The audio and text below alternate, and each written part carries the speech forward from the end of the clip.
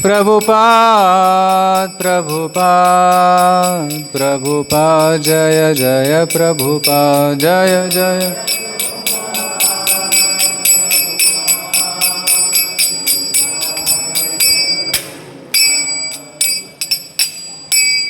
श्री हरिनाम संकीर्तन की जय, ಶ್ರೀಲ ಪ್ರಭುಪಾದ की जय।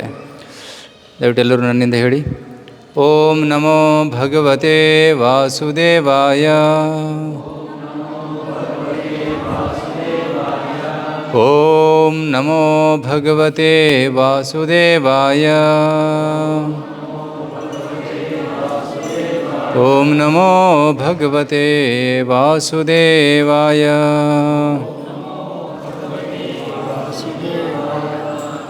ನಾರಾಯಣಂ ನಮಸ್ಕೃತ್ಯ ನರಂ ಚೈವ ನರೋತ್ತಮಂ ದೇವೀಂ ಸರಸ್ವತೀಂ ವ್ಯಾಸಂ ತತೋ ಜಯಮುದೀರಯೇತ್। ನಷ್ಟಪ್ರಾಯೇಷು ಭದ್ರೇಷು ನಿತ್ಯಂ ಭಾಗವತ ಸೇವಯಾ ಭಗವತಿ ಉತ್ತಮ ಶ್ಲೋಕೆ ಭಕ್ತಿರ್ಭವತಿ ನೈಷ್ಠಿಕಿ। ಕೃಷ್ಣಾಯ ವಾಸುದೇವಾಯ ದೇವಕೀ ನಂದನಾಯ ಚ ನಂದಗೋಪಕುಮಾರಾಯ ಗೋವಿಂದಾಯ ನಮೋ ನಮಃ।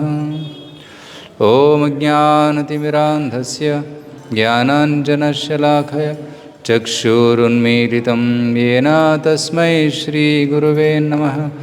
ನಮೋ ಓಂ ವಿಷ್ಣುಪಾದಾಯ ಕೃಷ್ಣಪ್ರೇಷ್ಠಾಯ ಭೂತಲೆ ಶ್ರೀಮತೆ ಭಕ್ತಿವೇದಾಂತಸ್ವಾಮಿನಿತಿ ನಾಮಿನೆ। ನಮಸ್ತೆ ಸಾರಸ್ವತೆ ದೇವೆ ಗೌರವಾಣಿ ಪ್ರಚಾರಿಣೆ ನಿರ್ವಿಶೇಷಶೂನ್ಯವಾದಿ ಪಾಶ್ಚಾತ್ಯದೇಶತಾರಿಣೆ। ವಾಂಛಾಕಲ್ಪತರುಭ್ಯಶ್ಚ ಕೃಪಾ ಸಿಂಧುಭ್ಯ ಏವ ಚ ಪತಿತಾನಾಂ ಪಾವನೇಭ್ಯೋ ವೈಷ್ಣವೇಭ್ಯೋ ನಮೋ ನಮಃ। ಜಯ ಶ್ರೀ ಕೃಷ್ಣ ಚೈತನ್ಯ ಪ್ರಭು ನಿತ್ಯಾನಂದ ಶ್ರೀ ಅದ್ವೈತ ಗದಾಧರ ಶ್ರೀವಾಸಾದಿ ಗೌರಭಕ್ತವೃಂದ। ಹರೇ ಕೃಷ್ಣ ಕೃಷ್ಣ ಕೃಷ್ಣ ಹರೇ ಹರೇ, ಹರೇ ರಾಮ ರಾಮ ರಾಮ ಹರೇ ಹರೇ। ಹರೇ ಕೃಷ್ಣ। ಎಲ್ಲ ಭಕ್ತಾದಿಗಳಿಗೆ ಸ್ವಾಗತ। ಶ್ರೀಕೃಷ್ಣ ಜನ್ಮಾಷ್ಟಮಿ ಯಾವ ತಾರೀಕು? 16ನೇ ತಾರೀಕು. ಇನ್ನು ಕೇವಲ 8 ದಿನಗಳು ಮಾತ್ರ ಉಳಿದಿದೆ. ಸೊ ಶ್ರೀಕೃಷ್ಣ ಜನ್ಮಾಷ್ಟಮಿಗೆ ಸಿದ್ಧರಾಗೋದಕ್ಕೆ ಶ್ರೀಮದ್ ಭಾಗವತದ ದಶಮಸ್ಕಂದದ ಕೆಲವು ಅಧ್ಯಾಯಗಳನ್ನು ನಾವು ಚರ್ಚೆ ಮಾಡ್ತಾ ಇದ್ದೀವಿ. ಇವತ್ತು ವಿಶೇಷವಾಗಿ 2ನೇ ಅಧ್ಯಾಯವನ್ನು ಚರ್ಚೆ ಮಾಡ್ತಾ ಇದ್ದೀವಿ. ಈ ಅಧ್ಯಾಯದಲ್ಲಿ ಭಗವಂತನ ಪ್ರಾಕಟ್ಯವಾಗ್ತದೆ. ಈ ಭಗವಂತ ಆಲ್ರೆಡಿ ದೇವಕಿಯ ಗರ್ಭದಲ್ಲಿ ಪ್ರಕಟನಾಗಿದ್ದಾನೆ ಈ ಅಧ್ಯಾಯದಲ್ಲಿ. ನಂತರ ಭಗವಂತ ಜನ್ಮ ತಗೊತಾನೆ, ದೇವಕಿ ವಸುದೇವರ ಪುತ್ರರಾಗಿ ಈ ಭೂಮಿಗೆ ಇಳಿದು ಬರ್ತಾನೆ. ಸೊ ಕೃಷ್ಣನ ದಿವ್ಯ ಲೀಲೆಗಳನ್ನು, ಎಸ್ಪೆಷಲಿ ಕೃಷ್ಣನ ಜನ್ಮ ಲೀಲೆಯನ್ನು ಚೆನ್ನಾಗಿ ನಾವು ಅರ್ಥ ಮಾಡ್ಕೋಬೇಕು. ಯಾಕೆಂದರೆ ಕೃಷ್ಣನ ಜನ್ಮ ನಿಮ್ಮ ಹಾಗೆ ಅಲ್ಲ. ಕೃಷ್ಣನ ಜನ್ಮ ದಿವ್ಯವಾದದ್ದು. It is divine, transcendental. ಜನ್ಮ ಕರ್ಮ ಚ ಮೇ ದಿವ್ಯಂ ಏವಂ ಯೋ ವ್ಯಕ್ತಿ ತತ್ವತಃ ತ್ಯಕ್ತ್ವಾ ದೇಹಂ ಪುನರ್ಜನ್ಮ ನೈತಿ ಮಾಮೇತಿ ಸೋರ್ಜುನ. ಸೊ ಯಾರು ಕೃಷ್ಣನ ಜನ್ಮ ಮತ್ತು ಕರ್ಮವನ್ನು ಚೆನ್ನಾಗಿ ತಿಳ್ಕೊತಾರೆ ಅವ್ರಿಗೆ ಪುನರ್ಜನ್ಮ ಅನ್ನೋದು ಇಲ್ಲ. ಸೊ ಅದಕ್ಕಾಗಿ ನಾವು ಕೃಷ್ಣನ ಜನ್ಮದ ಬಗ್ಗೆ ಸ್ವಲ್ಪ ಚರ್ಚೆ ಇವತ್ತು ಮಾಡೋಣ. ಓಕೆ. ಸೊ ಇದು ದಶಮಸ್ಕಂದದಲ್ಲಿ ಕೃಷ್ಣನ ಲೀಲೆನೇ ಇದೆ. ದಶಮಸ್ಕಂದದಲ್ಲಿ 90 ಅಧ್ಯಾಯಗಳಿದ್ದಾವೆ. 90 ಅಧ್ಯಾಯಗಳಲ್ಲಿ ಎಲ್ಲ ಅಧ್ಯಾಯಗಳಲ್ಲಿ ಕೃಷ್ಣನ ಕುರಿತಾಗಿ ಚರ್ಚೆನೇ ಇದೆ, ಮತ್ತೇನೂ ಇಲ್ಲ. Only about Krishna. ದಶಮಸ್ಯ ವಿಶುದ್ಧ್ಯಾರ್ಥಂ ನವಾನಾಂ ಇಹ ಲಕ್ಷಣಂ. ಭಾಗವತದಲ್ಲಿ 10 ವಿಷಯಗಳು. 10ನೇ ವಿಷಯ ಆಶ್ರಯ ತತ್ವವನ್ನು ವರ್ಣನೆ ಮಾಡೋದಕ್ಕೆ ಉಳಿದ 9 ವಿಷಯಗಳಿವೆ. ಅತ್ರ ಸರ್ಗೋ ವಿಸರ್ಗಶ್ಚ ಸ್ಥಾನಂ ಪೋಷಣಂ ಊತಯಃ ಮನ್ವಂತರ ಈಶಾನುಗತ ನಿರೋಧೋ ಮುಕ್ತಿ ಆಶ್ರಯ. 10 ವಿಷಯಗಳು. ಅದರಲ್ಲಿ 9 ವಿಷಯಗಳು 10ನೇ ವಿಷಯವನ್ನು ವರ್ಣನೆ ಮಾಡೋದಕ್ಕೋಸ್ಕರ ಇದೆ. ರೈಟ್. ದಶಮಸ್ಯ ವಿಶುದ್ಧ್ಯಾರ್ಥಂ ನವಾನಾಂ ಇಹ ಲಕ್ಷಣ. So that's why 10th topic Krishna is the most important topic, ಅತಿ ಮುಖ್ಯವಾದ ವಿಷಯ. ಸೊ ಭಗವಂತ ಪ್ರಕಟಣೆ ಆಗ್ತಾ ಇದ್ದಾನೆ. ಹೇಗೆ ಆಗ್ತಾ ಇದ್ದಾನೆ ಅನ್ನೋದನ್ನು ಈಗ ನಾವು ಕೇಳೋಣ. ಸೊ ಭಗವಂತ ವಸುದೇವ ಮತ್ತು ದೇವಕಿಯ ತಪಸ್ಸಿಗೆ ಮೆಚ್ಚಿ ವಸುದೇವನ ಮನಸ್ಸಿನಲ್ಲಿ ಪ್ರಕಟನಾದ. Appeared in the mind of Vasudeva. ವಸುದೇವನ ಮನಸ್ಸಿನಿಂದ ದೇವಕಿಯ ಗರ್ಭಕ್ಕೆ ಪ್ರವೇಶ ಮಾಡಿದ. ಕತೆ ಕೇಳಿದಿರ? ಇಲ್ಲಿ ಸಾಮಾನ್ಯ ಮಕ್ಕಳು ಹೇಗೆ ಹುಟ್ಟುತ್ತಾರೆ ಆ ರೀತಿ ಕೃಷ್ಣ ಹುಟ್ಟಲಿಲ್ಲ. ಸ್ತ್ರೀ ಪುರುಷರ ಸಂಪರ್ಕದಿಂದ ಭಗವಂತ ಹುಟ್ಟಲಿಲ್ಲ. ಭಗವಂತನ ಜನ್ಮ ದಿವ್ಯವಾದದ್ದು. It just appeared in the mind of Vasudeva. ವಸುದೇವನ ಮನಸ್ಸಿನ ಪ್ರಕಟನಾಗಿ ಅಲ್ಲಿಂದ ದೇವಕಿಯ ಗರ್ಭದಲ್ಲಿ ಪ್ರವೇಶ ಮಾಡಿದ. ದೇವಕಿಯ ಗರ್ಭದಲ್ಲಿದ್ದಾಗ ದೇವಕಿ ತುಂಬ ಸುಂದರವಾಗಿ ಕಾಣಿಸ್ತಾ ಇದ್ಲು. ಅವಳ ದೇಹದಿಂದ ದಿವ್ಯವಾದ ಒಂದು ಪ್ರಕಾಶ, ಕಾಂತಿ ಹೊರ ಬರ್ತಾಯಿತ್ತು. ಇವನ್ ಕಂಸ ಕೂಡ ದೇವಕಿಯನ್ನು ನೋಡಿ ಪ್ರಭಾವಿತನಾದ. ಮೋಸ್ಟ್ಲಿ ಇವಳ ಗರ್ಭದಲ್ಲಿ ದೇವರ ಅಂಶನೇ ಇರಬೇಕು ಅಂತ ಆ ರೀತಿ ಅವನು ಸ್ವಲ್ಪ ಚಿಂತೆ ಮಾಡ್ತಾಯಿದ್ದ. ಸೊ ಅಷ್ಟು ಭಗವಂತ ದಿವ್ಯವಾಗಿ ದೇವಕಿಯ ಗರ್ಭದಲ್ಲಿ ಪ್ರಕಟನಾದ. ಸೊ ದೇವಕಿಯ ಗರ್ಭದಲ್ಲಿದ್ದದ್ದು ಗೊತ್ತಾದಾಗ ಎಲ್ಲ ದೇವತೆಗಳು ಬರ್ತಾರೆ. ಬಂದು ಆಕಾಶದಲ್ಲಿ ನಿಂತ್ಕೊಂಡು ಕಂಸನ ಕಾರಾಗೃಹದಲ್ಲಿ ಅವರು ಕೃಷ್ಣನಿಗೆ ಪ್ರಾರ್ಥನೆಗಳನ್ನು ಸಲ್ಲಿಸ್ತಾರೆ. ಸೊ ಭಗವಂತನ ದಿವ್ಯತ್ವ ಅವರಿಗೆ ತಿಳಿದಿತ್ತು. ಅದಕ್ಕೋಸ್ಕರ ಅವರು ಬಂದು ಪ್ರಾರ್ಥನೆಗಳನ್ನು ಸಲ್ಲಿಸ್ತಾ ಇದ್ದಾರೆ. ಈ ಕೆಲವು ದಿವ್ಯ ಪ್ರಾರ್ಥನೆಗಳನ್ನು ನಾವು ಇವತ್ತು ತಿಳ್ಕೊಳ್ಳೋದಕ್ಕೆ ಪ್ರಯತ್ನ ಪಡೋಣ. ಓಕೆ. ಸೊ ಇಲ್ಲಿ 25ನೇ ಶ್ಲೋಕದಲ್ಲಿ ಹೇಳ್ತಾರೆ,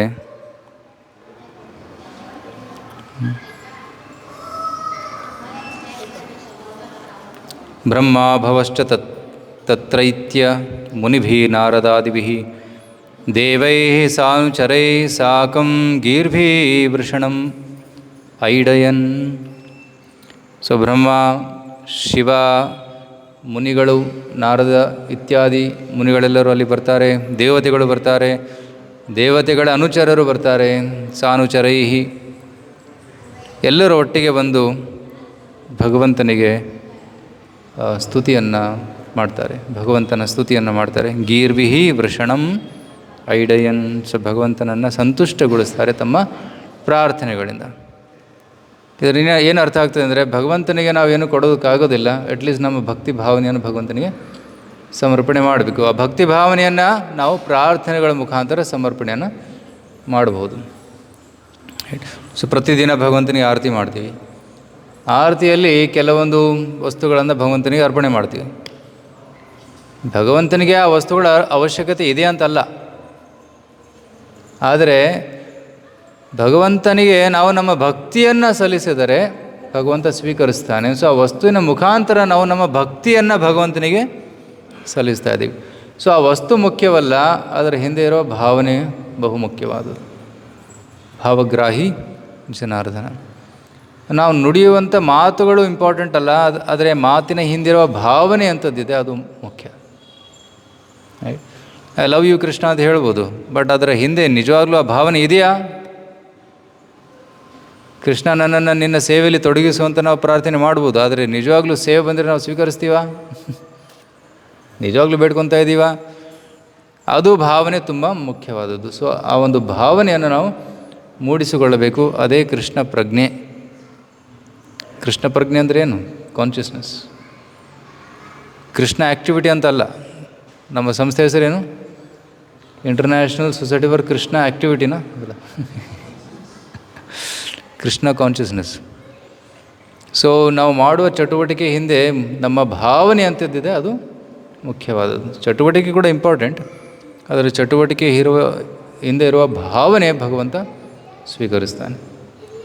ಸೊ ಭಾವನೆಯೂ ಇರಬೇಕು, ಚಟುವಟಿಕೆಯೂ ಇರಬೇಕು. ಕೆಲವರು ಹೇಳ್ತಾರೆ, ಪ್ರೂಜಿ ನನ್ನ ಮನಸ್ಸಲ್ಲಿ ತುಂಬ ಭಾವನೆ ಇದೆ, ಅದಕ್ಕೆ ನಾನು ದೇವಸ್ಥಾನಕ್ಕೆ ಬರೋದಿಲ್ಲ, ಮನೇಲಿ ಭಗವಂತನ ಧ್ಯಾನ ಮಾಡ್ತೀನಿ. ಇದರ ಅರ್ಥ ಏನು? ಭಾವನೆ ಸುಳ್ಳು. ಭಾವನೆ ಇದೆ ಅಂತ ಹೇಳ್ತಾ ಇದ್ದೇನಲ್ಲ, ಅದು ಭಾವನೆ ಸುಳ್ಳು. ಯಾಕೆಂದರೆ ಭಾವನೆ ಇದ್ದರೆ ಆ್ಯಕ್ಟಿವಿಟಿ ಆಟೋಮೆಟಿಕಲಿ ಬಂದೇ ಬರ್ತದೆ. So if somebody has some feelings, ಅವನು ನಾರ್ಮಲಿ ಆ್ಯಕ್ಟಿವಿಟಿ ಮಾಡೇ ಮಾಡ್ತಾನೆ. ರೈಟ್? ಸಪೋಸ್ ಒಬ್ಬ ಹುಡುಗ ಇನ್ನೊಬ್ಬ ಹುಡುಗಿನ ಪ್ರೀತಿಸ್ತಾನೆ, ಅವನು ಹೋಗಿ ರೋಸ್ ಕೊಡ್ತಾನೆ.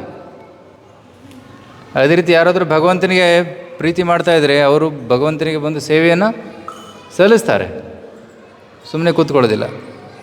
ಅದಕ್ಕೆ ಭಾವನೆ ಇದ್ದರೆ ಆಟೋಮೆಟಿಕ್ಕಾಗಿ ಆ್ಯಕ್ಟಿವಿಟಿ ಬಂದೇ ಬರ್ತದೆ. ಆದರೆ ನಮ್ಮ ಸ್ಥಿತಿ ಏನು, ಆ್ಯಕ್ಟಿವಿಟಿ ಇದೆ ಆದರೆ ಭಾವನೆ ಇಲ್ಲ, ಅದು ನಮ್ಮ ಸ್ಥಿತಿ. ಇದು ಸಾಧಕನ ಒಂದು ಸ್ಥಿತಿ. ಆ್ಯಕ್ಟಿವಿಟೀಸ್ ಇದೆ, ಬರ್ತಾಯಿದ್ದೀವಿ, ಚಾಂಟಿಂಗ್ ಮಾಡ್ತಾಯಿದ್ದೀವಿ, ಪ್ರಸಾದ ತೊಗೊತೀವಿ, ದರ್ಶನ ಮಾಡ್ತೀವಿ, ನಮಸ್ಕಾರ ಮಾಡ್ತೀವಿ, ಆದರೆ ಅದರ ಹಿಂದೆ ಇರಬೇಕಾದಂಥ ಭಾವನೆಗಳೇನು ಮೂಡಿಲ್ಲ. ಸೊ ಆ ಭಾವನೆ ಹೇಗೆ ಮೂಡ್ತದೆ? ಪ್ರಾಕ್ಟೀಸ್ ಮಾಡ್ತಾ ಇರಬೇಕು. ಮಾಡ್ತಾ ಮಾಡ್ತಾ ಮಾಡ್ತಾ ಮಾಡ್ತಾ ನಮಸ್ಕಾರ ಮಾಡ್ತಾ ಮಾಡ್ತಾ ಮಾಡ್ತಾ ಒಂದು ದಿನ ಶರಣಾಗತಿ ಭಾವನೆ ಬಂದುಬಿಡ್ತದೆ. ಈಗ ಮಾಡಬೇಕು ಅಂತ ಮಾಡ್ತೀವಿ, ಎಂಟರ ತಕ್ಷಣ ಮಾಡಬೇಕು, ತಲೆ ಬಗ್ಗಿಬಿಡ್ತದೆ. ಬಟ್ ಮಾಡ್ತಾ ಮಾಡ್ತಾ ಮಾಡ್ತಾ ಒಂದು ದಿನ ಭಾವನೆ ಬರ್ತದೆ, ಇದು it will automatically come in the heart. And that is we should also here. ಶ್ರವಣ ಕೀರ್ತನೆ ಜೊತೆ ನಾವು ಸೇವೆ ಮಾಡ್ತಾ ಇದ್ದಾಗ ಅದು ಭಾವನೆ ಗ್ರಾಜುವಲಿ ಪ್ರಕಟವಾಗ್ತದೆ. ಇಲ್ಲಾಂದರೆ ಆ ಭಾವನೆಗಳು ಪ್ರಕಟ ಆಗೋದಿಲ್ಲ. ಆಗ ಭಾವನೆಗಳು ಪ್ರಕಟ ಆಗಲಿಲ್ಲ ಅಂದರೆ ಆ ಒಂದು ಆ್ಯಕ್ಟಿವಿಟಿ ಭಾರ ಅನ್ನಿಸ್ತದೆ, ಯಾಕಪ್ಪ ಮಾಡಬೇಕು ಅಂತ ಅನಿಸ್ತದೆ. Why should I do this? So any activity without feeling becomes a burden after some time. ಅದಕ್ಕೆ ಆ ಒಂದು ಆ್ಯಕ್ಟಿವಿಟಿ ಹಿಂದೆ ಇರುವ ಭಾವನೆಯನ್ನು ನಾವು ಮೂಡಿಸಿಕೊಳ್ಳಲು ಪ್ರಯತ್ನ ಪಡಬೇಕು. ಅದಕ್ಕೋಸ್ಕರ ಶ್ರೀಮದ್ ಭಾಗವತದ ಪಾರಾಯಣ, ಶ್ರೀಮದ್ ಭಾಗವತದ ಶ್ರವಣ ಕೀರ್ತನೆ ತುಂಬ ಮುಖ್ಯವಾಗಿದೆ. ಯಾಕೆಂದರೆ ಆ ಭಾವನೆಗಳು ಭಾಗವತದಲ್ಲಿ ನಮಗೆ ಕಾಣಿಸ್ತದೆ. ಸೊ ದಯವಿಟ್ಟು ಎಲ್ಲರೂ ಈ ಶ್ಲೋಕವನ್ನು ಹೇಳಿ. ತುಂಬ ಸತ್ಯವಾದ ಶ್ಲೋಕವಿದು. ಯಾಕೆಂದರೆ ಸತ್ಯ ಅನ್ನೋ ಪದ ಬಹುಬಾರಿ ಬರ್ತದೆ. ಸತ್ಯವ್ರತಂ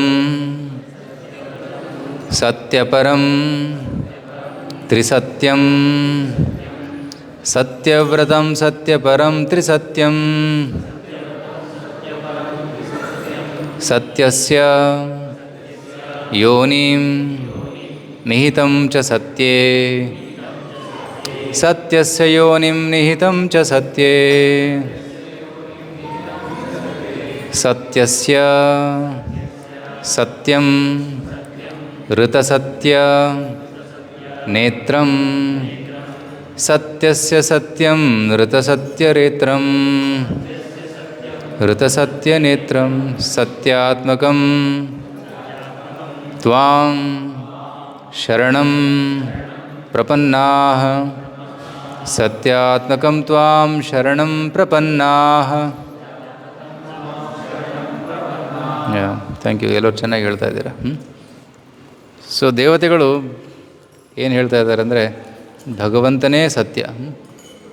ಭಾಗವತದ ಪ್ರಥಮ ಶ್ಲೋಕದಲ್ಲಿ ಏನಿದೆ? ಸತ್ಯಂ ಪರಂ ಧೀಮಹಿ. ಪರಮಸತ್ಯನಾದ ಭಗವಂತನ ಮೇಲೆ ನಾನು ಧ್ಯಾನಿಸುತ್ತೇನೆ. ಸತ್ಯಂ ಪರಂ ಧೀಮಹಿ. ಸೊ ಭಗವಂತನೇ ಪರಮಸತ್ಯ. ಈ ಜಗತ್ತಿನಲ್ಲಿ ಮಿಥ್ಯಾ ಇದೆ, ಆದರೆ ಭಗವಂತನ ಜಗತ್ತಿನಲ್ಲಿ ಕೇವಲ ಸತ್ಯ. ಸುಳ್ಳು ಅನ್ನೋದು ಅಲ್ಲಿ ಇಲ್ಲ. ಅಶಾಶ್ವತವನ್ನೋದು ಯಾವುದು ಇಲ್ಲ. ಎಲ್ಲವೂ ಸತ್ಯ, ಎಲ್ಲವೂ ಪರ್ಮನೆಂಟ್, ಎಲ್ಲವೂ ಎಟರ್ನಲ್, ಶಾಶ್ವತ. ಅದಕ್ಕಾಗಿ ಭಗವಂತನನ್ನು ಸತ್ಯ ಅಂತ ಕರೆದಿದ್ದಾರೆ. ಆದರೆ ಇಲ್ಲಿ ಸತ್ಯದ ಜೊತೆ ಕೆಲವೊಂದು ಅಡ್ಜೆಕ್ಟಿವ್ಸ್ ಆ್ಯಡ್ ಮಾಡಿದ್ದಾರೆ. ಸೊ ಪ್ರಥಮ ಒಂದು ವರ್ಡ್ ಏನಂದರೆ ಸತ್ಯವ್ರತಂ. ಭಗವಂತನ ಹೆಸರು ಸತ್ಯವ್ರತ. ಅಂದರೆ ಅವರು ತಗೊಂಡಂತಹ ವ್ರತ ಯಾವಾಗಲೂ ಸತ್ಯವಾಗ್ತದೆ. ಸೊ ಭಗವಂತ ಎಂಥ ವ್ರತವನ್ನು ತಗೊಂಡಿದ್ದಾನೆ? ಭಗವಂತ ಭಕ್ತರ ರಕ್ಷಣೆ ಮಾಡುವ ವ್ರತವನ್ನು ತಗೊಂಡಿದ್ದಾನೆ. ಕರೆಕ್ಟ್. ಭಗವದ್ಗೀತೆಯಲ್ಲಿ, ಶ್ರೀಮದ್ ಭಾಗವತದಲ್ಲಿ ಮತ್ತು ರಾಮಾಯಣದಲ್ಲಿ ಕೂಡ ನಾವು ನೋಡ್ತೀವಿ, ಭಗವಂತ ಭಕ್ತರ ರಕ್ಷಣೆ ಮಾಡುವಂತಹ ವ್ರತವನ್ನು ತಗೊಂಡಿದ್ದಾನೆ. ಕೌಂತೆಯ ಪ್ರತಿಜಾನೀಹಿ ನಮೇ ಭಕ್ತ ಪ್ರಣಶ್ಯತಿ. ಕೃಷ್ಣ ಭಗವದ್ಗೀತೆಯಲ್ಲಿ ಹೇಳಿದ್ದಾನೆ, ಹೇ ಕೌಂತೆಯ, ನೀನು ಡಿಕ್ಲೇರ್ ಮಾಡು. ಏನು ಡಿಕ್ಲೇರ್ ಮಾಡು? ನನ್ನ ಭಕ್ತರ ನಾಶ ಎಂದು ಆಗೋದಿಲ್ಲ. ಕ್ಷಿಪ್ರಂ ಭವತಿ ಧರ್ಮಾತ್ಮ ಶಾಶ್ವತ್ ಶಾಂತಿಂ ನಿಗಚ್ಚತಿ. ಕೌಂತೆಯ ಪ್ರತಿಜಾನೀಹಿ ನಮೇ ಭಕ್ತಾ ಪ್ರಣಶ್ಯತಿ. ಸರ್ವಧರ್ಮಾನ್ ಪರಿತ್ಯಜ್ಯ ಮಾಮೇಕಂ ಶರಣಂ ವ್ರಜ. ಅಹಂ ತ್ವಾಂ ಸರ್ವಪಾಪೇಭ್ಯೋ ಮೋಕ್ಷಯಿಷ್ಯಾಮಿ ಮಾ ಶುಚ. ಕೃಷ್ಣ ಈ ಶ್ಲೋಕದಲ್ಲಿ ಕೂಡ ಇನ್ನೊಂದು ವ್ರತವನ್ನು ತಗೊಂತಾನೆ. ಯಾರೇ ಆಗಿರಲಿ, ಅವರು ನನಗೆ ಶರಣಾಗತರಾದರೆ ನಾನು ಅವರನ್ನು ಎಲ್ಲ ಪಾಪಗಳಿಂದ ಮುಕ್ತಗೊಳಿಸುತ್ತೇನೆ ಅಂತ ಕೃಷ್ಣ ವ್ರತವನ್ನು ತಗೊಂಡಿದ್ದಾನೆ. So it becomes true. ಅದು ಸತ್ಯ, ಸತ್ಯವ್ರತಂ. ಮತ್ತು ಕೃಷ್ಣ ಭಕ್ತವತ್ಸಲ, ಯಾವಾಗಲೂ ತನ್ನ ಭಕ್ತರಿಗೆ ರಕ್ಷಣೆಯನ್ನು ಪೋಷಣೆಯನ್ನು ಕೊಡ್ತಾನೆ. ಸೊ ಈ ವ್ರತದಲ್ಲಿ ಕೃಷ್ಣ ಎಂದಿಗೂ ಹಿಂಜರಿಯುವುದಿಲ್ಲ, ಎಂದಿಗೂ ಚ್ಯುತನಾಗೋದಿಲ್ಲ. ಅದಕ್ಕೆ ಭಗವಂತನ ಇನ್ನೊಂದು ಹೆಸರು ಅಚ್ಯುತ, ಹೂ ನೆವರ್ ಫೇಲ್ಸ್. ಅವನು ವ್ರತದ ಪಾಲನೆಯಲ್ಲಿ ಎಂದೂ ಚ್ಯುತನಾಗೋದಿಲ್ಲ. ಹಿ ಬಿಕಮ್ಸ್ ಆಲ್ವೇಸ್ ಅಚ್ಯುತ, ಯಾವಾಗಲೂ ತನ್ನ ವ್ರತವನ್ನು ಎತ್ತಿ ಹಿಡಿತಾನೆ.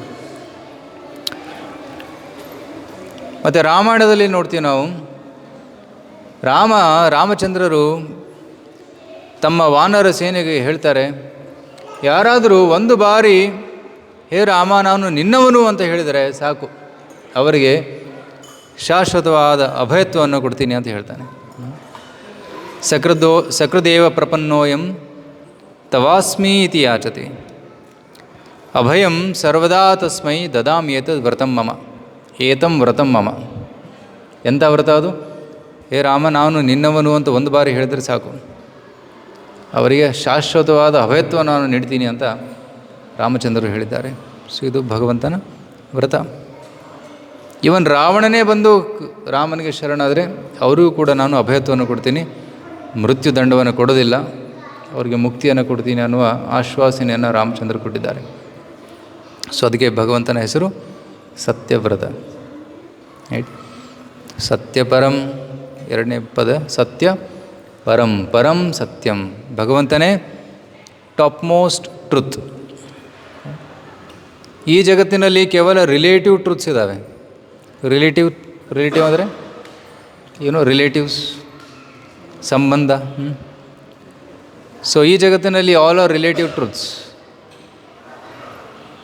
ಈ ಒಂದು ಸಂಬಂಧಗಳಲ್ಲಿ ಕೂಡ ನಾವು ಅವರು ನಮ್ಮ ರಿಲೇಟಿವ್ ಅಂತ ಹೇಳ್ತೀವಿ, ಅವ್ರು ನಮ್ಮ ಅಬ್ಸಲ್ಯೂಟ್ ಅಂತ ಯಾರೂ ಹೇಳೋದಿಲ್ಲ. ಯಾಕೆಂದರೆ ಅಬ್ಸಲ್ಯೂಟ್ ಕನೆಕ್ಷನ್ ಯಾರ ಜೊತೆ ಇದೆ? ಸತ್ಯವಾದ ಕನೆಕ್ಷನ್ ಓನ್ಲಿ ಕೃಷ್ಣನ ಜೊತೆ ಮಾತ್ರ ಇದೆ. ಉಳಿದ ಎಲ್ಲ ಸಂಬಂಧಗಳು ಕೇವಲ ರಿಲೇಟಿವ್ ಅಂದರೆ ಸಂಬಂಧಗಳು ಮಾತ್ರ. They are with some conditions, that's all. ದೈಹಿಕ ಸಂಬಂಧ ಅಥವಾ ಸಿಚುವೇಷನಲ್ ಸಂಬಂಧ. ಕೆಲವು ಫ್ರೆಂಡ್ಸ್ ಒಟ್ಟಿಗೆ ಬರ್ತಾರೆ, ಫ್ರೆಂಡ್ಸ್ ಅಂತ ಅಂದ್ಕೊತಾರೆ, ಅದು ಕೆಲವು ವರ್ಷದ ಮೇಲೆ ಮತ್ತೆ ದೂರ ಆಗ್ತಾರೆ, ಅವರೇ ಮುಂದೆ ವೈರಿಗಳಾಗ್ಬೋದು, ಹೇಳೋಕ್ಕಾಗಲ್ಲ. ಸೊ ಅದಕ್ಕೆ ಸಂಬಂಧಗಳೆಲ್ಲ ರಿಲೇಟಿವ್. ಇಂದು ಶತ್ರು, ನಾಳೆ ಮಿತ್ರ, ಮತ್ತು ಇನ್ನೊಂದು ಜನ್ಮ ಶತ್ರು ಆಗ್ಬೋದು, ಕೆಲವೊಮ್ಮೆ ಉದಾಸೀನ ನ್ಯೂಟ್ರಲ್ ಆಗಿರ್ಬೋದು. ಸೊ ಬಂಧು, ಮಿತ್ರ, ಅರಿ, ಉದಾಸೀನ, ಈ ರೀತಿ ಹಲವಾರು ಸಂಬಂಧಗಳಿವೆ. ಇವೆಲ್ಲ ಟೆಂಪ್ರರಿ. ಅದಕ್ಕೆ ಈ ಸಂಬಂಧಗಳಿಗೆಲ್ಲ ರಿಲೇಟಿವ್ ಅಂತ ಕರೆದಿದ್ದಾರೆ, ದ ಟೆಂಪ್ರರಿ ರಿಲೇಷನ್ಸ್. ಆದರೆ ಶಾಶ್ವತವಾದ ಸಂಬಂಧ ಕೇವಲ ಕೃಷ್ಣನ ಜೊತೆ. ಅದಕ್ಕೆ ಕೃಷ್ಣನೇ ಪರಮ ಸತ್ಯ, ಸತ್ಯಂ ಪರಂ. ರೈಟ್. Krishna is absolute. ಮತ್ತು ಕೃಷ್ಣನ ಜೊತೆ ನಮಗೆ ಇರುವಂತಹ ಸಂಬಂಧ ಕೂಡ ಅಬ್ಸಲ್ಯೂಟ್, ಪರ್ಮನೆಂಟ್ ರಿಲೇಷನ್ಶಿಪ್. ಅದಕ್ಕೆ ಕೃಷ್ಣನೇ ಪರಮ ಸತ್ಯ. ಮತ್ತು ಕೃಷ್ಣನಿಗೆ ತ್ರಿಸತ್ಯಂ ಅಂತ ಕರೆದಿದ್ದಾರೆ. ತ್ರಿಸತ್ಯಂ ಅಂದರೆ he is the truth in all three States. ಮೂರು ಸ್ಥಿತಿಗಳಿವೇನು? ಭೂತಕಾಲ, ಭವಿಷ್ಯಕಾಲ ಮತ್ತು ವರ್ತಮಾನ ಕಾಲ. ಸೊ ಮೂರು ಸಮಯಗಳಲ್ಲಿ ಭಗವಂತನೇ ಸತ್ಯ, ಉಳಿದಿದೆಲ್ಲ ಅಸತ್ಯ. ಭೂತಕಾಲದಲ್ಲಿ ನಾವಿದ್ವಿ, ಬಟ್ ಅದು ನಮಗೆ ನೆನಪಿಲ್ಲ. ಈಗ ನಮ್ಮ ದೇಹ ಇತ್ತು, ಆದರೆ ಅದು ಈಗ ಇಲ್ಲ, ಸುಳ್ಳಾಗಿದೆ.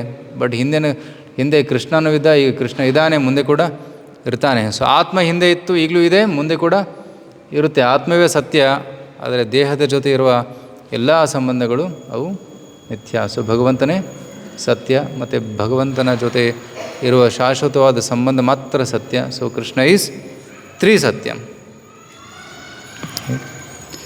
So decide here is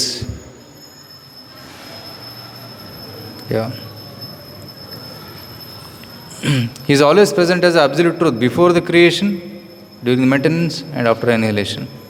so ಇನ್ನೊಂದು ತತ್ವ ಹೇಳಿದಾರಲ್ಲಿ, ಸೃಷ್ಟಿ, ಸ್ಥಿತಿ ಮತ್ತು ಲಯ, ಮೂರು ಸ್ಥಾನಗಳು. ಈ ಜಗತ್ತಿಗೆ ಮೂರು ಸ್ಥಾನಗಳಿವೆ, ಮೂರು ಪೊಸಿಷನ್ಸ್ ಇದೆ. ಮೊದಲು ಇರಲಿಲ್ಲ, ಈಗ ಇದೆ, ಮುಂದೆ ಇರೋದಿಲ್ಲ.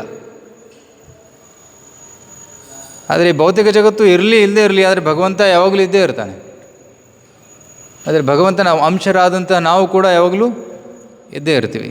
ನತ್ವೇವಾಹಂ ಜಾತು ನಾಸಂ ನ ತ್ವಂ ನೇಮೇ ಜನಾಧಿಪ ನ ಚೈವ ನ ಭವಿಷ್ಯಾಮಃ ಸರ್ವೇ ವಯಂ ಅತಃ ಪರಂ. ಎಲ್ಲ ಕಾಲದಲ್ಲೂ ನಾವು ಇದ್ದೇ ಇದ್ದೀವಿ. ಸೊ ಭಗವಂತನೇ ಮಾತ್ರ ಸತ್ಯ, ಮತ್ತು ಭಗವಂತನ ಜೊತೆ ಇರೋ ಭಕ್ತರ ಸಂಬಂಧ ಮಾತ್ರ ಸತ್ಯ. ಸೊ ಅದಕ್ಕೆ ಭಗವಂತನ ಒಂದು ಹೆಸರು ತ್ರಿಸತ್ಯಂ. ಮತ್ತು ಭಗವಂತನ ಇನ್ನೊಂದು ಹೆಸರು ಸತ್ಯಸ್ಯ ಯೋನಿ. Okay, all relative truths which are emanations from the absolute truth Krishna, ಎಲ್ಲವೂ ಭಗವಂತನಿಂದಲೇ ಬಂದಿದೆ. ಸತ್ಯಸ್ಯ ಯೋನಿ. ಇಲ್ಲಿ ಇನ್ನೊಂದು ಅರ್ಥ ಆಚಾರ್ಯ ಹೇಳ್ತಾರೆ, ಅದೇನೆಂದರೆ ಎಲ್ಲ ಅವತಾರಗಳು ಕೃಷ್ಣನಿಂದ ಬಂದಿವೆ. ನಿಧಾನಂ ಬೀಜಂ ಅವ್ಯಯಂ. ಕೃಷ್ಣನೇ ಎಲ್ಲ ಅವತಾರಗಳ ಮೂಲ, ಎಲ್ಲ ಅವತಾರಗಳ ನಿಧಾನ, ಈಸ್ ಅ ನಿಧಿ, is store house of all avatars. So ಕೃಷ್ಣನಿಂದಲೇ ಪ್ರತಿಯೊಂದು ಯುಗದಲ್ಲಿ ಅವತಾರಗಳು ಬರ್ತಾ ಇರ್ತವೆ. ಸೊ ಅದಕ್ಕೆ ಕೃಷ್ಣನಿಗೆ ಸತ್ಯಸ್ಯ ಯೋನಿ ಅಂತ ಕರೆದಿದ್ದಾರೆ. ಆ್ಯಂಡ್ ನಿಹಿತಂ ಚ ಸತ್ಯೇ. ಮತ್ತು ಭಗವಂತ ಎಲ್ಲ ಜಗತ್ತಿನಲ್ಲಿ ಪ್ರತಿಯೊಂದು ಅಣುವಿನಲ್ಲಿ ಕೂಡ ಪ್ರವೇಶ ಮಾಡಿದ್ದಾನೆ. ಸೊ ಅದಕ್ಕೆ ಜಗತ್ತಿನಲ್ಲಿ ಭಗವಂತನೇ ಸತ್ಯ. ಭಗವಂತ ಎಲ್ಲ ಕಡೆ ಪ್ರವೇಶ ಮಾಡಿರೋ ಕಾರಣ ಈ ಜಗತ್ತು ನಮಗೆ ಈ ರೀತಿ ಕಾಣಿಸ್ತಾ ಇದೆ. ಭಗವಂತ ಪ್ರವೇಶ ಮಾಡಲಿಲ್ಲ ಅಂದರೆ ಈ ಜಗತ್ತು ಈ ರೀತಿ ಇರೋಕ್ಕೆ ಸಾಧ್ಯವಿಲ್ಲ. ಟೇಬಲ್ಲು, ಚೇರು ಎಲ್ಲ ತನ್ನ ತನ್ನ ಸ್ಥಾನದಲ್ಲಿದೆ, ತನ್ನ ತನ್ನ ರೂಪವನ್ನು ಹೊಂದಿದೆ. ಯಾಕೆ? ಭಗವಂತ ಪ್ರವೇಶ ಮಾಡಿದ್ದಾನೆ. ಆದ ಕಾರಣ ಎಲ್ಲ ವಸ್ತುಗಳು ಆ ರೂಪವನ್ನು ತಗೊಂಡಿದ್ದಾವೆ. ಸೊ ಭಗವಂತನ ಕಾರಣದಿಂದ, ಭಗವಂತ ಪ್ರವೇಶ ಮಾಡಿರೋ ಕಾರಣದಿಂದ ಇಡೀ ಜಗತ್ತು ನಮಗೆ ಈ ರೀತಿ ಕಾಣಿಸ್ತಾ ಇದೆ. ಇಲ್ಲಾಂದರೆ ಈ ಜಗತ್ತು ಒಟ್ಟಿಗೆ ಇರಲು ಸಾಧ್ಯವಿಲ್ಲ. ರೈಟ್? ಭಗವಂತನ ಸೃಷ್ಟಿಕಾಲದಲ್ಲಿ ಎಲ್ಲ ಅಂಶಗಳು ಸೃಷ್ಟಿಯಾಗಿದ್ವು, ಆದರೆ ಎಲ್ಲ ಅಂಶಗಳು ಒಟ್ಟಿಗೆ ಕೆಲಸ ಮಾಡಲು ಸಾಧ್ಯವಾಗ್ತಾ ಇರಲಿಲ್ಲ. ಆಗ ಭಗವಂತ ಈ ಅಂಶಗಳಲ್ಲಿ 24 ಅಂಶಗಳಲ್ಲಿ ಪ್ರವೇಶ ಮಾಡಿದಾಗ ಎಲ್ಲವೂ ಒಟ್ಟಿಗೆ ಕೆಲಸ ಮಾಡಲು ಪ್ರಾರಂಭ ಮಾಡ್ತವೆ. ಸೊ ಪ್ರಳಯ ಕಾಲದಲ್ಲಿ ಭಗವಂತ ಎಲ್ಲವನ್ನು ನಾಶ ಮಾಡಿಬಿಡ್ತಾನೆ. He comes out of this world and everything gets destroyed. ಎಲ್ಲವೂ ನಾಶ ಆಗಿಬಿಡ್ತದೆ, ಎಲ್ಲವೂ ಪ್ರಧಾನ ಸ್ಥಿತಿಗೆ ಹೋಗ್ತದೆ. It's manifest now, it becomes unmanifest again. ಈಗ ವ್ಯಕ್ತವಾಗಿದೆ. ಭಗವಂತ ತನ್ನ ಶಕ್ತಿಯನ್ನು ವಾಪಸ್ ತಗೊಂಡಾಗ ಎಲ್ಲವೂ ಅವ್ಯಕ್ತವಾಗ್ತದೆ. ಸೊ ವ್ಯಕ್ತ ಅವ್ಯಕ್ತ, ವ್ಯಕ್ತ ಅವ್ಯಕ್ತ, ಮ್ಯಾನಿಫೆಸ್ಟ್ ಅನ್ಮ್ಯಾನಿಫೆಸ್ಟ್. ಕರೆಕ್ಟ್? ಉದಾಹರಣೆಗೆ ಆತ್ಮ ಈ ದೇಹದಲ್ಲಿ ಪ್ರವೇಶ ಮಾಡಿದೆ, ಅದಕ್ಕೋಸ್ಕರ ದೇಹ ಗಟ್ಟಿಮುಟ್ಟಾಗಿದೆ, ಕೆಲಸ ಮಾಡ್ತಾಯಿದೆ. ಆತ್ಮ ಹೋಗಿಬಿಟ್ರೆ ಈ ದೇಹ ಮಣ್ಣಾಗಿಬಿಡ್ತದೆ. ಸಿಂಪಲ್. ಸೊ ಈಗ ವ್ಯಕ್ತವಾಗಿದೆ, ಮುಂದೆ ಈ ದೇಹ ಅವ್ಯಕ್ತವಾಗ್ತದೆ. ಯಾಕಂದರೆ ಆತ್ಮ ದೇಹವನ್ನು ಬಿಟ್ಟು ಹೋಯಿತು. ಅದೇ ರೀತಿ ಈ ಜಗತ್ತಿನಲ್ಲಿ ಭಗವಂತ ಪ್ರವೇಶ ಮಾಡಿದ್ದಾನೆ, ಅದಕ್ಕೆ ಜಗತ್ತು ಅವ್ಯಕ್ತವಾಗಿದೆ. ಭಗವಂತ ಹೊರಗಡೆ ಹೋದರೆ ಈ ಜಗತ್ತು ಮತ್ತೆ ಅವ್ಯಕ್ತವಾಗ್ತದೆ. ವ್ಯಕ್ತ ಅವ್ಯಕ್ತ. ಈ ಜಗತ್ತು ಸೃಷ್ಟಿ ಆಗ್ತಾಯಿದೆ, ನಾಶವಾಗ್ತಾ ಇದೆ. ಆದರೆ ಭಗವಂತನ ಆಧ್ಯಾತ್ಮಿಕ ಜಗತ್ತು ಆಲ್ವೇಸ್ ಎಟರ್ನಲ್. ಅಲ್ಲಿ ಸೃಷ್ಟಿ ಪ್ರಳಯ ಅನ್ನೋದೇ ಇಲ್ಲ, ಅದು ಶಾಶ್ವತವಾದಂತಹ ಒಂದು ಜಗತ್ತು. ಸೊ ಸತ್ಯಸ್ಯ ಸತ್ಯಂ, ಇನ್ನೊಂದು ಪದ ಇಲ್ಲಿ ಹೇಳಿದ್ದಾರೆ. ಸತ್ಯಸ್ಯ ಸತ್ಯಂ ಅಂದರೆ he is the truth of all the truths. Right? Of all that is accepted as truth, the Lord is the original truth. ಎಲ್ಲ ಸತ್ಯಗಳಲ್ಲಿ ಸತ್ಯ ಭಗವಂತನೇ ಅಂತ ಹೇಳಿದ್ದಾರೆ. ಆ್ಯಂಡ್ ಋತ ಸತ್ಯ ನೇತ್ರಂ, he is the origin of whatever truth is pleasing. ಎಲ್ಲ ಸುಂದರವಾದ ಸತ್ಯಗಳಿಗೆ ಭಗವಂತನೇ ಸತ್ಯ. ಸತ್ಯನೇತ್ರಂ. ಸತ್ಯಾತ್ಮಕಂ ತ್ವಾಂ ಶರಣಂ ಪ್ರಪನ್ನಃ. ಹೇ ಭಗವಂತನೇ, ಸತ್ಯವಾದ ನಿನಗೆ ನಾನು ಶರಣಗತನಾಗುತ್ತೇನೆ ಅಂತ ಹೇಳಿದ್ದಾರೆ. ರೈಟ್? ಯಾಕೆಂದರೆ ಭಗವಂತನೇ ನಮಗೆ ನಿಜವಾದ ರಕ್ಷಣೆಯನ್ನು, ಪೋಷಣೆಯನ್ನು ಕೊಡಬಲ್ಲವರು. ಬೇರೆ ಯಾರೂ ನಮಗೆ ನಿಜವಾದ ರಕ್ಷಣೆ, ಪೋಷಣೆಯನ್ನು ಕೊಡಲು ಸಾಧ್ಯವಿಲ್ಲ. ಶ್ರೀಲ ಪ್ರಭುಪಾದರು ಪ್ರಹ್ಲಾದನ ಒಂದು ಪ್ರಾರ್ಥನೆಯನ್ನು ಹೇಳ್ತಾರೆ. ಬಾಲಸ್ಯ ನೇಹ ಶರಣಂ ಪಿತರೋ ನರಸಿಂಹ. ರೈಟ್? ಒಬ್ಬ ಬಾಲಕನನ್ನು ತಂದೆ ತಾಯಿಗಳು ಕೂಡ ರಕ್ಷಣೆ ಮಾಡೋಕ್ಕೆ ಸಾಧ್ಯವಿಲ್ಲ. ಏನಾದರೂ ಗಂಭೀರವಾದ ಕಾಯಿಲೆ ಬಂದರೆ ಡಾಕ್ಟರ್ ಹತ್ರ ಕರ್ಕೊಂಡು ಹೋಗ್ಬೋದು ತಂದೆ ತಾಯಿಗಳು, ಆದರೆ ರಕ್ಷಣೆ ಮಾಡೋಕ್ಕೆ ಸಾಧ್ಯವಿಲ್ಲ. ಬಾಲಸ್ಯ ನೇಹ ಶರಣಂ ಪಿತರೋ ನರಸಿಂಹ ನಾರ್ತಸ್ಯ ಚ ಗದಂ ಉದನ್ವತಿ ಮಜ್ಜತೋನು. ಒಬ್ಬ ಕಾಯಿಲೆಗ್ರಸ್ತನಾದವನಿಗೆ ಡಾಕ್ಟ್ರು ಕೂಡ ಏನು ಮಾಡೋಕ್ಕಾಗಲ್ಲ. ಕೊರೋನಾ ಟೈಮಲ್ಲಿ ಡಾಕ್ಟ್ರು ಆಕ್ಸಿಜನ್ ಕೊಡ್ತಾಯಿದ್ರು ಅಷ್ಟೇ, ಮತ್ತು ಸ್ವಲ್ಪ ಸಪೋರ್ಟ್ ಸಿಸ್ಟಮ್ ಕೊಡ್ತಾಯಿದ್ರು. ಬಟ್ ಅಲ್ಟಿಮೇಟ್ಲಿ ಅವನೇ ಫೈಟ್ ಮಾಡಬೇಕು ಕೋವಿಡ್ ಜೊತೆ, ಕರೆಕ್ಟ್? ಸೊ ಔಷಧಿ ಕೂಡ ಕೆಲವೊಮ್ಮೆ ಪೇಷಂಟಿಗೆ ರಕ್ಷಣೆಯನ್ನು ಕೊಡೋದಿಲ್ಲ ಅಂತ. ನಾರ್ತಸ್ಯ ಚಾಗದಂ ಉದನ್ವತಿ ಮಜ್ಜತೋ ನಾವು. ಕೆಲವೊಮ್ಮೆ ಸಮುದ್ರದಲ್ಲಿ ಮುಳುಗುವವರಿಗೆ ದೋಣಿ ಕೂಡ ರಕ್ಷಣೆ ಕೊಡೋಕ್ಕೆ ಸಾಧ್ಯವಿಲ್ಲ. ಯಾಕೆಂದರೆ ದೋಣಿ ಕೂಡ ಅಲೆಗಳ ಪ್ರಭಾವದಿಂದ ಮುಳುಗುವ ಸಾಧ್ಯತೆ ಇರ್ತದೆ. ಸೊ ಅದಕ್ಕಾಗಿ ನಿಜವಾದ ರಕ್ಷಣೆ ಕೊಡೋರು ಯಾರು? ಭಗವಂತನೇ, ರೈಟ್? ತಪ್ತಸ್ಯ ತತ್ಪ್ರತಿವಿಧಿರ್ ಇಹಾಂಜ ಶ್ರೇಷ್ಠಸ್ತಾವದ್ ವಿಭೋತ್ತನುಭೃತಾಂ ತ್ವದುಪೇಕ್ಷಿತಾನಾಂ. ಹೇ ಭಗವಂತ, ನೀನು ನಿಜವಾದ ರಕ್ಷಣೆ ಕೊಡುವನು, ನೀನು ಕೂಡ ಕೈಬಿಟ್ರೆ ಯಾರೂ ಗತಿ ಇಲ್ಲ ಅಂತ. ಸೊ ಅದಕ್ಕೆ ಭಗವಂತನೇ ನಮ್ಮ ನಿಜವಾದ ರಕ್ಷಕ, ಪಾಲಕ ಅನ್ನೋದನ್ನು ಇಲ್ಲಿ ದೇವತೆಗಳು ಕೃಷ್ಣನಿಗೆ ಪ್ರಾರ್ಥನೆಗಳನ್ನು ಸಲ್ಲಿಸ್ತಾ ಇದ್ದಾರೆ. ಅಫ್ಕೋರ್ಸ್ ಈ ಗರ್ಭಸ್ತುತಿಯಲ್ಲಿ ಹಲವಾರು ಪ್ರಾರ್ಥನೆಗಳಿವೆ. ಎಲ್ಲ ಪ್ರಾರ್ಥನೆಗಳನ್ನು ತಗೊಂಡ್ರೆ ಕ್ಲಾಸ್ ಮುಗಿಯೋದೇ ಇಲ್ಲ, ಮಧ್ಯರಾತ್ರಿವರೆಗೂ 12 ಗಂಟೆವರೆಗೂ ನಡಿಬೇಕಾಗುತ್ತೆ. ಸೊ ನೆಕ್ಸ್ಟ್ ಅರ್ಧ ಗಂಟೆಯಲ್ಲಿ ಎಷ್ಟಾಗುತ್ತೋ ಅಷ್ಟು ನಾನು ತಗೊತೀನಿ.